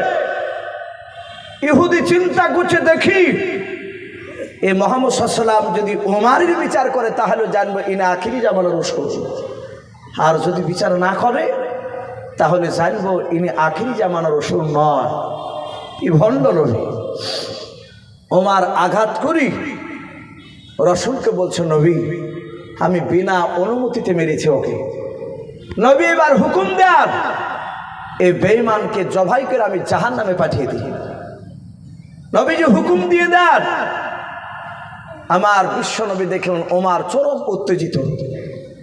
ওমরের চোখ দুটো চোখের মতো লাল হয়ে গেছে। জানতেন ওমর রাসূলকে কতটা ভালোবাসতেন। আপনারা সকলেই জানেন ওমরের বাপ যে রাসূল একটা লাকাব দিয়েছিলেন, সেটা হচ্ছিল ফারুক। কি বলেছিলেন রাসূল? ফারুক। এটা ফারুক প্রথমে ওমরের নাম ছিল না, ওমরের শুধু নাম ছিল হযরত ওমর ইবনুল খাত্তাব, খাত্তাবের বেটা ওমর। কিন্তু ফারুক টাইটেলটা রাসূলুল্লাহ দিয়েছিলেন। নবী দেখেছিলেন ওমরের মধ্যে নবুয়তি মেজাজ। বলুন আলহামদুলিল্লাহ। কেন? আপনারা হয়তো শুনেছেন, এক রাসূলের বাপজি সাহাবা আর এক ইহুদি বেঈমানের সাথে বাপজি একটা খাজুরের গাছ নিয়ে বাপজি তাদের গন্ডগোল। ভুঁইয়ের আলে বাপজি ইহুদির খাজুর গাছ ছিল একদম আলির ধারে, জমির আলে, আলু বলেন তো। কিন্তু সাহাবা আলটাকে বা জমিটাকে ঠেলা ঠুলি দিয়ে খাজুর গাছটাকে সাহাবার দিকে করে নিয়েছে। অনেক মানুষ নাই ভাই, অনেক মানুষ আছে এরকম মোটা আলকে কাটতে কাটতে কাটতে কাটতে বাপজি বিলেট করে ফেলেছে। কিছু মানুষ আছে দেখেন মাঠে যদি কুদাল নিয়ে যায় আর যদি নেংটি মারে ভাই, আমাদের দিকে চলতি ভাষায় বান্না মারাকে নেংটি মারা বলে। যদি মারে আর যদি আলের কোলে কুদাল নিয়ে বসে তাহলে জানতে হবে আল কাটতে বসে পড়াচ্ছে। আল কাটবেন না ভাই। আপনি যদি উদ্দেশ্য থাকে যে আমার এই আলটাকে কেটে আমি একটু জমি বাড়াই, কিয়ামতের ময়দান আপনাকে হিসাব দেওয়া লাগবে। তো সাহাবা খাজুর গাছটাকে তার দিকে ভরে নিয়েছে। সাহাবাই কেরামের কাছে এসে ইহুদি বলে, ভাই গাছটা আমার দিকে ছিল, তোমার দিকে গেল কি করে? বলে দেখতে পাচ্ছ না জমির ভিতরই গাছ ভরা। বলে আমি বিচার চাই। বলে চলো। বলে আল্লাহ রাসূলকে বাপজি বিচার দিলে। ইহুদি বলল, তোমার নবীকে আমি না মানতে পারি, কিন্তু তোমার নবী ন্যায্য বিচার করে, বলুন আলহামদুলিল্লাহ। নবী একেবারে স্পট একদম ওই জমিতে গেলেন, ধুয়ে যাওয়ার পর দেখলেন গাছটা প্রকৃতি ইহুদির গাছ। নবী বললেন, ওগো শাহামা, এই গাছটা তোমার নেওয়া অন্যায় হয়েছে, গাছটা ছেড়ে দিও, এই গাছটার মালিক হচ্ছে ইহুদি ভাই। নবীকে মানে না, সে ইহুদি, অমুসলিম। ইহুদি বলল, দেখিলে ভাই, তোমাদের নবী ন্যায্য বিচার করে, কর্তেলে বিচার করে না, রসুল চলে গিয়েছে। সাহাবা বলল, ভাই বিচারটা একটু গন্ডগোল হয়ে গেছে। বললো, গন্ডগোল মানে? বলল, রসুল্লাহ হয়তো অন্য কোনো টেনশনও ছিল, তাই বিচারটা ভালো করে চিন্তা ভাবনা করেনি, মানে ওর দিকে বলেনি, তারই লিগে। তো বললো, ভাই আরে একটা লোক আছে বিচারক। বলে, কে? বলে, চলো, রসুলেরই সাহাবা ওমর। আর এই সাহাবা জানতেন যে ওমরের সামনে ইহুদির নাম শুনলেই চটকের ওমর এগিয়ে যেতেন, তার চোখ দুটি কুখের মতো লাল হয়ে যেত। শতাহাতে বাবজি ইহুদি বলল, ভাই তোমার নবীর বিচারকে মানবা না? বলে, চলো ওই ওমরের কাছে যায়। ওমরও জানে যে রসুল্লাহ জিন্দা থাকা পর্যন্ত, জীবিত থাকা পর্যন্ত দ্বিতীয় কোনো সাহাবারা আর বিচার কেউ কারো করবেন না, বলুন আলহামদুলিল্লাহ। এটা সাহাবাদের অগাধ বিশ্বাস। তার রসুলের সাহাবা ওমরের কাছে গিয়ে সাহাবা দিয়ে বলছেন, হুজুর একটা বিচার নিয়ে এসেছি। নবীর সাহাবা ওমর বলেন, ভাই বিচার আউয়াল না ইসলাম, বিচার প্রথম না দ্বিতীয়? ওমর বুঝতে পেরেছে বিচার মনে হয় রসুলুল্লাহর কাছে হয় যায়নি, আমার কাছে এসেছে, যদি বলে প্রথম তাহলে রসুলের কাছে পাঠাবো। আর ভেবেছে যদি রসুলের কাছে যায় তাহলে বিচার আউয়াল হবে না, ইসলাম দ্বিতীয় বিচার হবে। তার মানে রসুলের বিচার মনে হয় মানে নাই। ওমর বলেন, ভাই বলো বিচার প্রথম না দ্বিতীয়? রসুলের সাহাবা বলেন, বিচার দ্বিতীয় বিচার। বলে, আমার দরবারে কে নিয়ে এসেছে? সাহাবা বলেন, হুজুর আমি নিয়ে এসেছি। ওমর বললেন, ভাই তুমি দাঁড়াবে, ঘর থেকে আমি উত্তম বিচার করার জন্য আসছি। ওমর ঘরে গিয়ে তলোয়ারখানা বাবজি ঝোলানো ছিল, খাপ থেকে তলোয়ারটা বের করে নিয়ে আসছে। আর সাহাবা মুচকে মুচকে হাসছে, যে বেটা তুই গাছ নিবি? ইহুদির দিকে তাকি, তোর গাছ নিও, তোর আজ ছোট আছে। ওমর চিন্তা করেছে, সাহাবা বলছে দ্বিতীয় বিচার। আর ইহুদি বাবজি দাঁড়িয়ে সামনের দিকে পা ফেলছে না, পেছন দিকে বাবজি পা টানছে। ও জানে যে ওমর যেমন তেমন মানুষ নয়, হয়তো ওমর এগিয়ে গিয়ে আমাকে হতে শেষ করে ফেলবে, তাই পালানো রাস্তা খুঁজছে। ওমর বলেন, সাহাবা একটু কাছে এসো, মানে তলোয়ারের আগে আছে, ও হাত পাচ্ছে না। ওমর বলে, ভাই একটু কাছে এসো। আর ও আনন্দ করে কাছে গিয়েছে, জাহাতে কাছে গিয়েছে ভাই। আর ওমর অমনি হাতকে উঁচু করে তলোয়ার তুলে খ্যাচ করে বাবজি একদম তলোয়ার সাহাবার গলায়। ওই খাজুর গাছ নিয়ে যে গন্ডগোল করছে, বডি থেকে মাথাটা অমনি মাটিতে। আর ইহুদি ভাই বাবজি এই তো বলে, সর্বনাশ, নিজের জাত ভাইকে পর্যন্ত ছাড়ছে না। বলে, ওগো ওমর, আর খেজুর গাছ দরকার নাই, যেই ভুঁয়ে খেজুর গাছ আছে ও ভুঁই পর্যন্ত নিতে যাবো না, ও ভুঁয়ে যাবই নিয়ে। ওমর বলছেন, এই ইহুদি দাঁড়া, আমি ওমর, দাঁড়িয়ে যা, না হলে খবর খারাপ। থরথর করে কাঁপছে। বলে, হুজুর মাফ করবেন, আর যাবো না আমি খেজুর গাছ নিতে। ওমর বললেন, গাছ তো বাদে, এত বড় বেয়াদব রসুলের বিচারকে অমান্য করে ওমরের কাছে এসেছে। গোটা এলাকায় তোলপাড় শুরু হয়ে গেল। ওমর একটা জীবিত মানুষকে তাজা দফাই করে ফেলেছে। রসুলের কাছে খবর গেল, নবী ঘটনা সব শুনলেন। বিশ্ব রসুল আমার মুচকে মুচকে হাসতে হাসতে বললেন, আজ থেকে শুধু ওমরকে ওমর বলবে না, আজ থেকে ওমর ওমরে ফারুক রাদিয়াল্লাহু তাআলা আনহু, বলুন আলহামদুলিল্লাহ। ওমর হক আর বাতিলের মধ্যে পার্থক্যকারী সেই ওমর দাঁড়িয়ে বলছেন, ওগো রসুল, হুকুম দেন একে জবাই করে জাহান্নামে পাঠিয়ে দিই। আমার বিশ্ব নবী জনাবে মুহাম্মদ রাসূলুল্লাহ সাল্লাল্লাহু তাআলা আলাইহি ওয়াসাল্লাম নবী আমার ওমরকে ডাক দিয়ে বলেন, ওমর তুমি বসে যাও। আল্লাহ রাসূলের জবান দিয়ে যখন বসার কথা বলেছিল সাহাবা, ওমর বাপজি সাথে বাপজি আপনার বসে পড়লেন। কারণ সাহাবারা নবীকে এত ভালোবাসতেন বাবা। সামি'না ওয়া আতা'না, রাসূলের কথা সাহাবারা শুনতেন আর সাথে বাবা আমল করতে লাগতেন। বলুন সুবহানাল্লাহ। আল্লাহ রাসূলের সাহাবা উমর বাপজি বসে গিয়েছেন। আল্লাহর নবী ডাক দিয়ে বলেন, ওমর তাড়াতাড়ি বলো ওমর, ইহুদে তোমার কলা ধরে চলো না আমার কলা ধরে চলো বলো। ওমর বুঝতে পেরেছেন আমার অন্যায় হয়ে গিয়েছে। আল্লাহর নবী আমাকে বসতে বললেন, তারপরে কলা ধরার কথা জিজ্ঞাসা করলেন। ওমর আর থাকতে পারে নাই, ওমর কাঁদতে লাগলেন। আল্লাহর নবী বলেন, ওমর তাড়াতাড়ি বলাও তোমার কলা ধরে চলো ইহুদি না আমার ধরে চলো বলাও। আল্লাহর নবী সাহাবা ওমর বলেন, হুজুর ইহুদি আমার কলা ধরে নাই, আপনার কলা ধরে চলাও। আর ইহুদি ভাই এইভাবে বাপজি আঘাত লাগা হাতখানা নিয়াও, বুকের সাথে বাপজি জোরে ধরে নিয়াও। আমার বিশ্ব নবীজির বাপজি চরিত্রখানা কথাগুলো বাপজি শুনছিলেন। আল্লাহর নবী বলেন, ওমর আমার কলা ধরে চলো ইহুদি তুমি মূল্যে বলে হ্যাঁ। বলে নবী গো আমি সুচোখে তো দেখিলাম। আল্লাহর নবী বলেন, হ্যাঁ হ্যাঁ আমার কলা ধরে চলো তোমার কলা ধরে নাই। ওরে আমার উমর বলো আমি বিশ্ব নবী কি তোমাকে মারতে হুকুম দিয়েছিলাম বলো। হযরত উমর ডাক দিয়ে বলো, হুজুর না। বলে উমর তুমি কেন মারিলা, আমার বিনা অনুমতিতে তুমি কেন মারলে বলো। হযরত উমর কাঁদা আর বলো, নবী গাও মাত্র 4 দিন হলো কলমা পড়া আপনার দরবারে, আমার 4 দিন হয়েছে ঈমান আনা। ওগো আল্লাহর নবী শুনে না, আল্লাহর নবী গাও আমি 4 দিনে যে আপনাকে চিনতে পেরেছি, আপনাকে আমি বুঝতে পেরেছি নবী। সারা পৃথিবীর মানুষ যদি একদিকে হয়ে যায় আর আমি ওমর অন্যদিকে যদি হয়ে যায়, সারা পৃথিবীর মানুষরা যদি আপনাকে খারাপ বলে নবী গাও, আমি ওমর কখনোই বিশ্বাস করব না। বলুন সুবহানাল্লাহ। ওগো আল্লাহর নবী আপনাকে নিয়ে অন্যায় করে কথা বলছিল, ওদের আলেমটা আমি সহ্য করতে না পেরে আমি আঘাত করে দিয়েছি।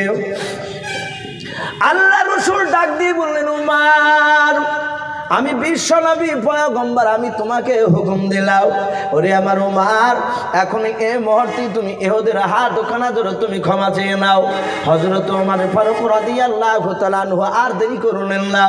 নবী আবার হুকুম করা সারাও যাহাতে হুকুম করেছেন আর সাথে বাপজি উমর ইহুদের হাত ওখানে জোরে জোরে ডাক দিয়ে বলেন, ইহুদি ভাই শুনে নাও উমর কোন বাতিলের কাছে মাথা নত করা বান্দা নাই। বলুন সুবহানাল্লাহ। ওমর ডাক দিয়ে বলেছিলেন, ভাইরা ওমর কোন বাতিলের কাছে মাথা নত করা বান্দা নাই। কিন্তু পরিস্থিতি আলাদা হয়ে গেছে। সারা পৃথিবীর রাসূলুল্লাহ তোমার হাত ওখানে ধরে ক্ষমা চাইতে বলেছে ভাই, তাই তোমার কাছে আমি ক্ষমা চাই, তুমি আমাকে ক্ষমা করে দাও। ইহুদি ইশারা করে ক্ষমা করে দিল।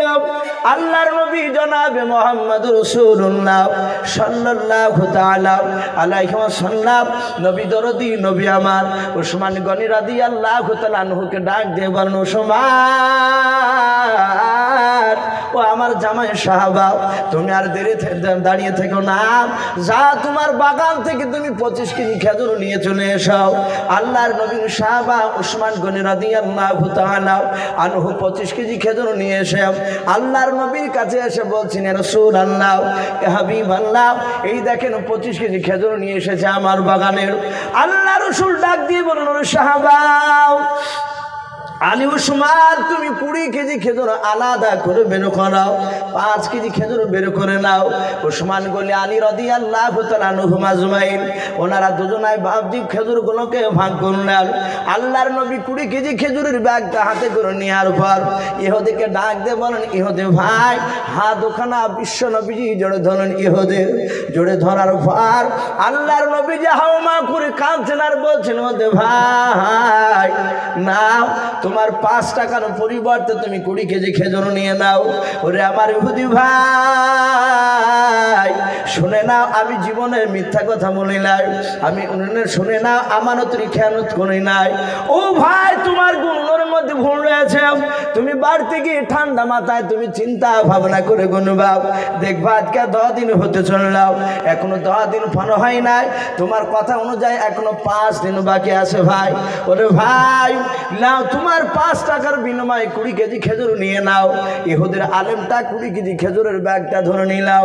আমার বিশ্ব বিশ্বনবী আবার ডাক দিয়ে বলেন, ইহুদি ভাই, আমার উমার যে বিনা অনুমতিতে তোমাকে আঘাত করেছিল, তুমি যে কষ্ট পেয়েছো বলে, হ্যাঁ ওরে আমার ইহুদি ভাই, আমি উমারের হয়ে আবার দ্বিতীয়বার আমি তোমার কাছে ক্ষমা চাই। জোরে বলুন সুবহানাল্লাহ। ইহুদি আশ্চর্য হয়ে যাচ্ছে, যত নবীর কথা শুনছে তত অবাক। ইহুদি নবীর চেহারার দিকে চেয়ে আছে, আর খাজুরের ব্যাগ থাকতে বাপ যেইভাবে হাত নিয়ে আছে, নবীর চেহারার দিকে চেয়েছে। বাপ যে চিন্তা করেছে, হারে এত দামি নবী, আল্লাহর নবী যে হাত দোকানের জন্য ধরে বলেন, ভাই আমি ওমারের হয়ে ক্ষমা চাই, তুমি ক্ষমা দিয়ে দাও। আবার ওরে ভাই ইহুদি, এই না 5 কেজি খেজুর আরো বেশি তুমি নিয়ে না। বলে কেন? বলে তোমাকে যে আঘাত করেছে, তুমি কষ্ট পেয়েছো, ব্যথা পেয়েছো, এর বিনিময়ে আমি মুহাম্মদ সাল্লাল্লাহু আলাইহি ওয়াসাল্লাম আরো 5 কেজি খেজুর দিয়ে দিলাম। ইহুদি আর সহ্য করতে পারলো না বাবা, ধৈর্যের বাঁধা ধরে রাখতে পারলেন না, হাওমা করে বাবা নবীর পা দোকানা জোরে ধরে কাঁদতে কাঁদতে বললেন, ও আল্লাহর নবী, আমি অন্যায় করে আপনাকে গালিগালা দিতে এসেছিলাম। নবীকে আমি তাওরাত পড়েছি, আখিরি জামানার যিনি নবী হবেন, তিনি আখিরি জামানার রসুল যিনি হবেন, তিনি আমানতের খেয়ানত করবেন না। আর ওনার সামনে হাজারো অন্যায় করলে অন্যায়কারীকে তিনি মাফ করে দেবেন। জোরে বলুন সুবহানাল্লাহ। ওগো রসুল, আমি 2টো পরীক্ষায় করেছি আপনার কাছে, 2টি পাস করে গেছিলাম রসুল। আর আপনার দরবার থেকে আমি বাড়ি ফিরে যাব না, বাকি জীবনটা আপনার পায়ের তলে আমি খিদমত করে কাটাতে চাই। বলুন সুবহানাল্লাহ। নবীর সাথে হাতে তাকে বুকের সাথে তুলে ধরে, বুকের সাথে জড়ে ধরে আমার বিশ্ব নবী বাপজি কলমা পড়ে তাকে মুসলমান বানিয়ে নিলেন। বলুন সুবহানাল্লাহ। ভাই, এই ছিল রাসূলুল্লাহর বাপজির চরিত্র। আমরা একবার সকলে দুরূদ ইব্রাহিমটা পড়ি, আল্লাহুম্মা সাল্লি আলা মুহাম্মাদি ওয়া আলা আলি মুহাম্মাদ কামা সাল্লাইতা আলা ইব্রাহিম ওয়া আলা আলি ইব্রাহিম ইন্নাকা হামিদুম মাজিদ। আল্লাহুম্মা বারিক আলা মুহাম্মাদি ওয়া আলা আলি মুহাম্মাদ কামা বারাকতা আলা ইব্রাহিম ওয়া আলা আলি ইব্রাহিম ইন্নাকা হামিদুম মাজিদ। ভাই, একটু সকলে চুপচাপ বসে না থেকে 2 মিনিট মতো একটু জিকির করে লা ইলাহা লা ইলাহা ইল্লাল্লাহ, লা ইলাহা ইল্লাল্লাহ মুহাম্মাদুর রাসূলুল্লাহ। ভলান্টিয়ার্স ভাইদের উদ্দেশ্যে বলছিলাম, একটু মন দেবেন। ভলান্টিয়ার্স ভাই যারা আছেন, পাগড়ি প্রদান হবে, কাজেই জায়গা যেগুলো খালি আছে সামনে চেয়ার রাস্তা রেখে বিছিয়ে দেন, বিছাতে দেরি করবেন না, এখনই বিছিয়ে দেন। আর যে সমস্ত ছাত্রদের পাগড়ি প্রদান হবে তারা দেরি না করে খুব তাড়াতাড়ি স্টেজে চলে আসবে। তো ভাই, আমি বলছিলাম আমার সেই রসুল যে উম্মাদেরকে যে বাপজি ভালোবাসতেন, নবী সাহাবাদের দিকে চেয়ে চেয়ে কাঁদছিলেন, আমাদের সেই রসুল বাপজি আমরা সকলেই জানি। মদিনাতুল মানুওয়ারায়, রওজাতুল মানুওয়ারা সবুজ গম্বুজের তলে রসুল শুয়ে আছেন কি শুয়ে নাই কথা বলে? নবী আমার ওখানে জিন্দা শুয়ে আছে। আমাদের আকীদা, কোন নবী রসুল তারা ইন্তেকাল করার পর কোনোদিন তারা আপনার পচে সরে যায় নাই। বলুন আলহামদুলিল্লাহ। আমাদের আকীদা, উলামায়ে দেওবন্দের আকীদা যে নবী রসুলরা তারা কবরে জিন্দা থাকে। বলুন সুবহানাল্লাহ। ভাই, নবী আমার এখনো কাঁদছে। নবী দুনিয়ার বুকে জিন্দা অবস্থাতেও বাপজি কেঁদেছিলেন 23 বছর ধরে। বলুন আলহামদুলিল্লাহ। ক বছর ভাই? 23 বছর। আমরা সকলেই জানি রাসূলুল্লাহ টোটাল বেঁচে ছিলেন 63 বছর। নবী 40 বছরের আগ থেকে নিয়ে 40 বছর পর্যন্ত কাউকে নামাজের জন্য ডাকে নাই। ডেকেছিলেন কথা বলে? নবী ডাকেন নাই। কিন্তু 40 বছর বয়সে যখন কোরআন নাজিল হলো, এই 40 থেকে নিয়ে বাপজি ইন্তেকাল করা 63 বছর পর্যন্ত, তার মানে মাথার বয়সগুলো হচ্ছে 23 বছর। আমার বিশ্বনবী মানুষের দ্বারে দ্বারে কেঁদেছে শুধু এই উম্মতি মুহাম্মদের জন্য, যে তারা জাহান্নাম থেকে তারা কিভাবে জান্নাতে যাবে। এর বাইরে রাসূলুল্লাহর কোনো উদ্দেশ্য ছিল না। ছিল ভাই? নবী জমির জন্য কেঁদেছে? নবী জমির জন্য মার খায় নাই, কোনো নারীর জন্য মার খায় নাই। নবী শুধু মার খেয়েছে, আমার পথ হারা উম্মতেরা তারা কিভাবে আল্লাহকে চিনতে পারবে? রসুল প্রতিটা মানুষের দ্বারে দ্বারে গিয়েছে। আপনারা সকলেই জানেন আমার বিশ্বনবী জিন্দা অবস্থায় আজ যেমন আপনারা বসে আমার চেহারার দিকে চেয়ে আছেন, দেখি ইসু ভাই কি বলে একটু শুনবো। আমার বিশ্বনবী কথা বলতেন, সাহাবারা চাতক পাখি না চেয়ে চেয়ে কথাগুলো শুনতে। তারা তো ডাইরেক্ট নবীকে দেখেছিলেন, তারা জানতে নবীর চেহারার দিকে যত মহব্বতে তাকানো যায় তার তত জীবনের গুনাহগুলো মাফ হয়ে যায়। বলুন আলহামদুলিল্লাহ। এটা সাহাবারা জানতে, তাই সাহাবারা বাপজি তাকিয়ে আছেন। রসুল আমার মসজিদে নববীতে সাহাবাদের সাথে বক্তব্য দিতে দিতে হঠাৎ করে নবী আর সাহাবাদের দিকে তাকালেন না, একেবারে এইভাবে ওপর দিকে আসমানের দিকে তাকাতে লাগলেন। আমি যদি এইভাবে তাকাই বেশ কয়েক মিনিট ধরে আপনারা চিন্তিত হবেন তো, দেখিয়া পার ইসু ভাই কথা বলছিল নিচের দিকে তাকিয়ে, আবার ওপর দিকে ডাইরেক্ট ফাইরেক্ট হয়ে গেল নাকি, না ব্যাপারটা কি, নিচের দিকে তাকাই না কেন? সাহাবারা বলেন আমরা দেখলাম নবী এইভাবে তাকাতে শুরু করলেন। প্রথমকার আসমান থেকে বাবজি সম্রাট জিবরিল আলাইহিস সালাম আল্লাহ রসুলকে বাবজি ডাকছে, আসসালামু আলাইকা ইয়া রাসূলুল্লাহ। আল্লাহ রসুল সালামের উত্তর দিয়ে দেখছেন জিবরিল আলাইহিস সালাম।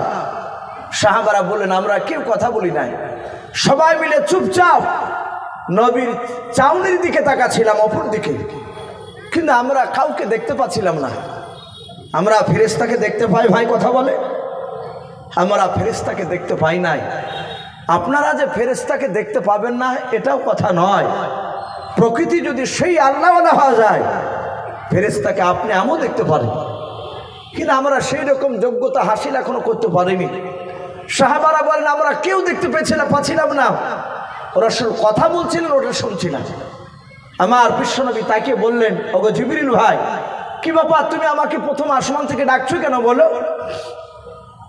জিবরিল আলাইহিস সালাম ডাক দিয়ে বলেছিলেন, নবী গো আপনি আমার ডান হাতের দিকে তাকান। আল্লাহর নবী জনাবে মুহাম্মদ রাসূলুল্লাহ সাল্লাল্লাহু তাআলা আলাইহি ওয়াসাল্লাম নবী আমার তাকে বললেন, জিবরিল ভাই আমি তোমার ডান হাতগুলো দেখতে পাচ্ছি, বলাও। ডান হাতের দিকে আমি তাকে দেখতে পাচ্ছি। জিবরিল আলাইহিস সালাম নবীকে আস্তে করে বলেন, হুজুর আপনি বলুন আমার হাতের ভিতর কি দেখতে পান? বলে আপনার হাতের ভিতরতে ঘরের দরজার ছবি দেখতে পাই। জিবরিল আলাইহিস সালাম বলে, নবী আপনি তাকে দেখুন কটা দরজা দেখতে পাচ্ছেন? নবী আমার মসজিদে নববী থেকে তাকে দেখতে লাগলেন। আমার বিশ্ব দরদী নবী আমার গনে গনে বলেন, জিবরিল ভাই 7টা ঘরের দরজার ছবি দেখতে পাওয়া যায়। জিবরিল বলে, নবী গো জান্নাত কটা? বলে জান্নাত হচ্ছে 8টা। বলে জাহান্নাম কটা? বলে জাহান্নাম হচ্ছে 7টা। ও আল্লাহর নবীজি আপনি দরজা 7টা দেখতে পাচ্ছেন? বলে হ্যাঁ, এই 7টা দরজা জাহান্নামের দরজা। এক একটা জাহান্নামের দরজা আপনার কাছে নিয়ে এসেছি। আল্লাহর নবী বলেন, জিবরিল ভাই কেন দেখাতে নিয়ে এসেছো মানাও? বলে আমার আল্লাহ আপনাকে জানানোর জন্য দেখানোর জন্য পাঠিয়েছে যে আমার রাসূলকে দেখে দিয়ে সব এক একটা জাহান্নাম দিয়ে কোন কোন নবীর বেঈমান উম্মতেরা জাহান্নামে যাবে একটু বলে সব। আল্লাহর নবী ডাক দিয়ে বলেন, জিবরিল ভাই প্রথম দরজা দিয়ে কোন নবীর বেঈমান উম্মতেরা যাবে একটু বলে দাও।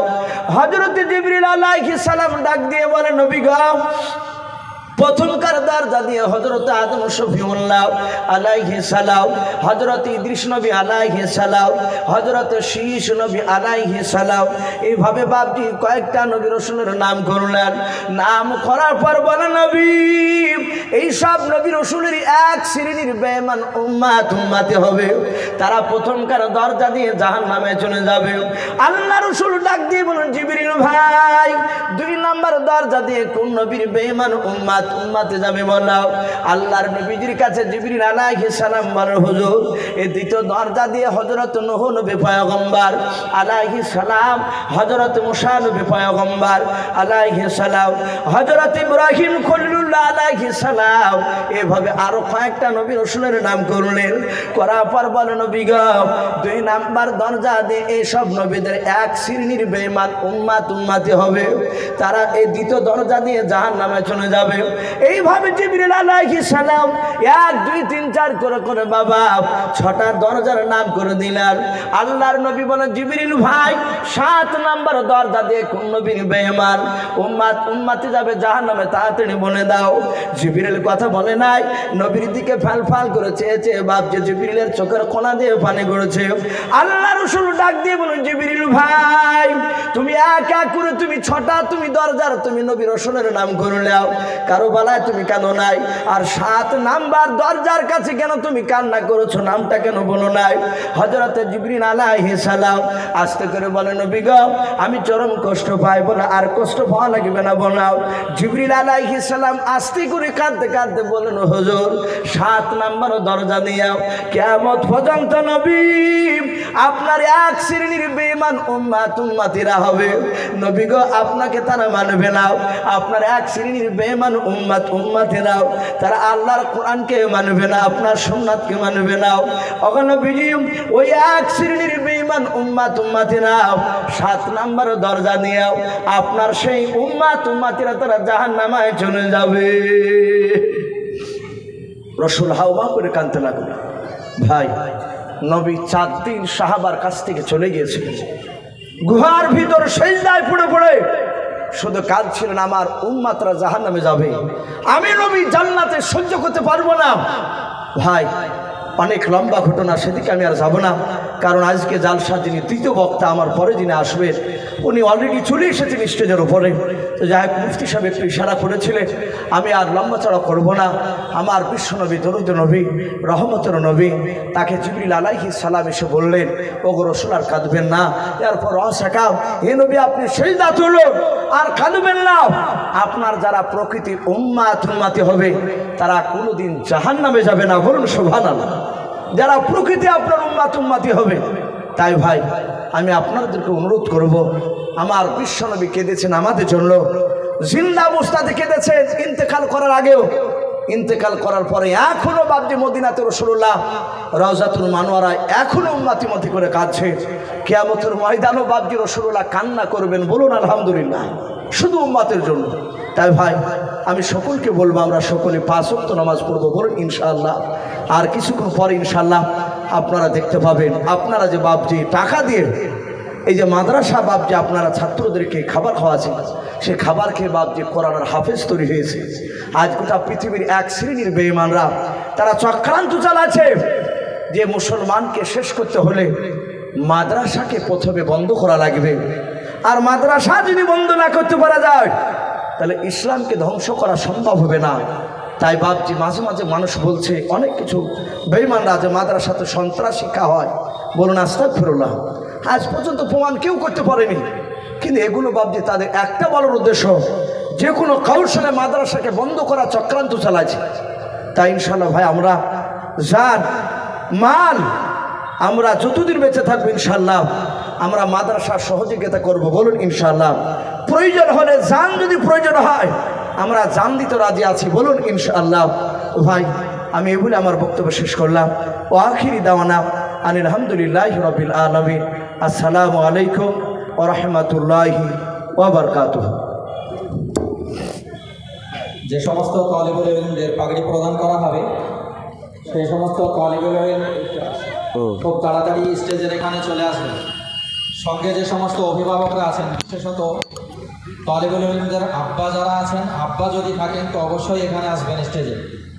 যে ছাত্রদেরকে পাগড়ি দেওয়া হবে তাদের যদি গার্জেন থাকেন, বিশেষ করে পিতা যদি থাকেন, এখানে অবশ্যই স্টেজে আসবেন। একটা জিনিস, অনেক দিন পর আস্তে আস্তে যখন ধীরে ধীরে ধীরে ধীরে এগোতে এগোতে অনেক দূর এগিয়ে যায়, প্রত্যেকের নজরে এগিয়ে আসার সেই দৃশ্যটা সামনে থাকে। তার পিছনে কত যে পরিশ্রম, তার পিছনে কত কষ্ট করতে হয়েছে, মেহনত করতে হয়েছে, সেই সমস্ত বিষয়ে সকলের জানা থাকে না। আজকে আমরা যে মাদ্রাসার জলসার জন্য এখানে উপস্থিত হয়েছি, এই মাদ্রাসা অনেক পুরাতন, অনেক পূর্বের এই মাদ্রাসা। সেই মাদ্রাসা আজকে আমরা দেখতে পাচ্ছি যে এতটা উন্নতি করেছে। মোটামুটি 5-6 জন ছাত্র আজকে পাগড়ি পাচ্ছে। সেই ছাত্রদের মধ্যে আরও একটা খুশির বিষয়, তারা হচ্ছে এলাকারই আশেপাশে এমন নয় যে দূর দূরান্ত থেকে এসে হিফজ করার পরে তারা চলে গেল, এলাকার লোকজন আমরা কিছুই পেলাম না, সেটা নয়। আপনার এলাকার সন্তান যারা, তারাই এখানে হিফজ করার পরে এলাকার সন্তানরা কেমনভাবে তারা তৈরি হয়েছে, কেমনভাবে হিফজের পুরো কোরআন শরীফ মুখস্থ করেছে, সেই বিষয়টা কিছুক্ষণের মধ্যেই আমাদের সামনে চলে আসবে। তো এই মাদ্রাসার যিনি পুরো দায়িত্ব সামলাচ্ছেন, অত্র মাদ্রাসার সম্পাদক মহাশয়কে আমি 5-7 মিনিট কিছু মাদ্রাসার বিষয়ে কথা বলার জন্য আবেদন রাখছি, যে মাদ্রাসা চালাতে গিয়ে কোন কোন বিষয়ের সম্মুখীন ওনাকে হতে হয়েছে এবং তার সাথে মাদ্রাসার বেশ কিছু প্রয়োজনীয় জিনিস থাকে, সেই সমস্ত বিষয়গুলো উনি নিজেই চালাচ্ছেন, প্রত্যক্ষদর্শী, এবং তার সাথে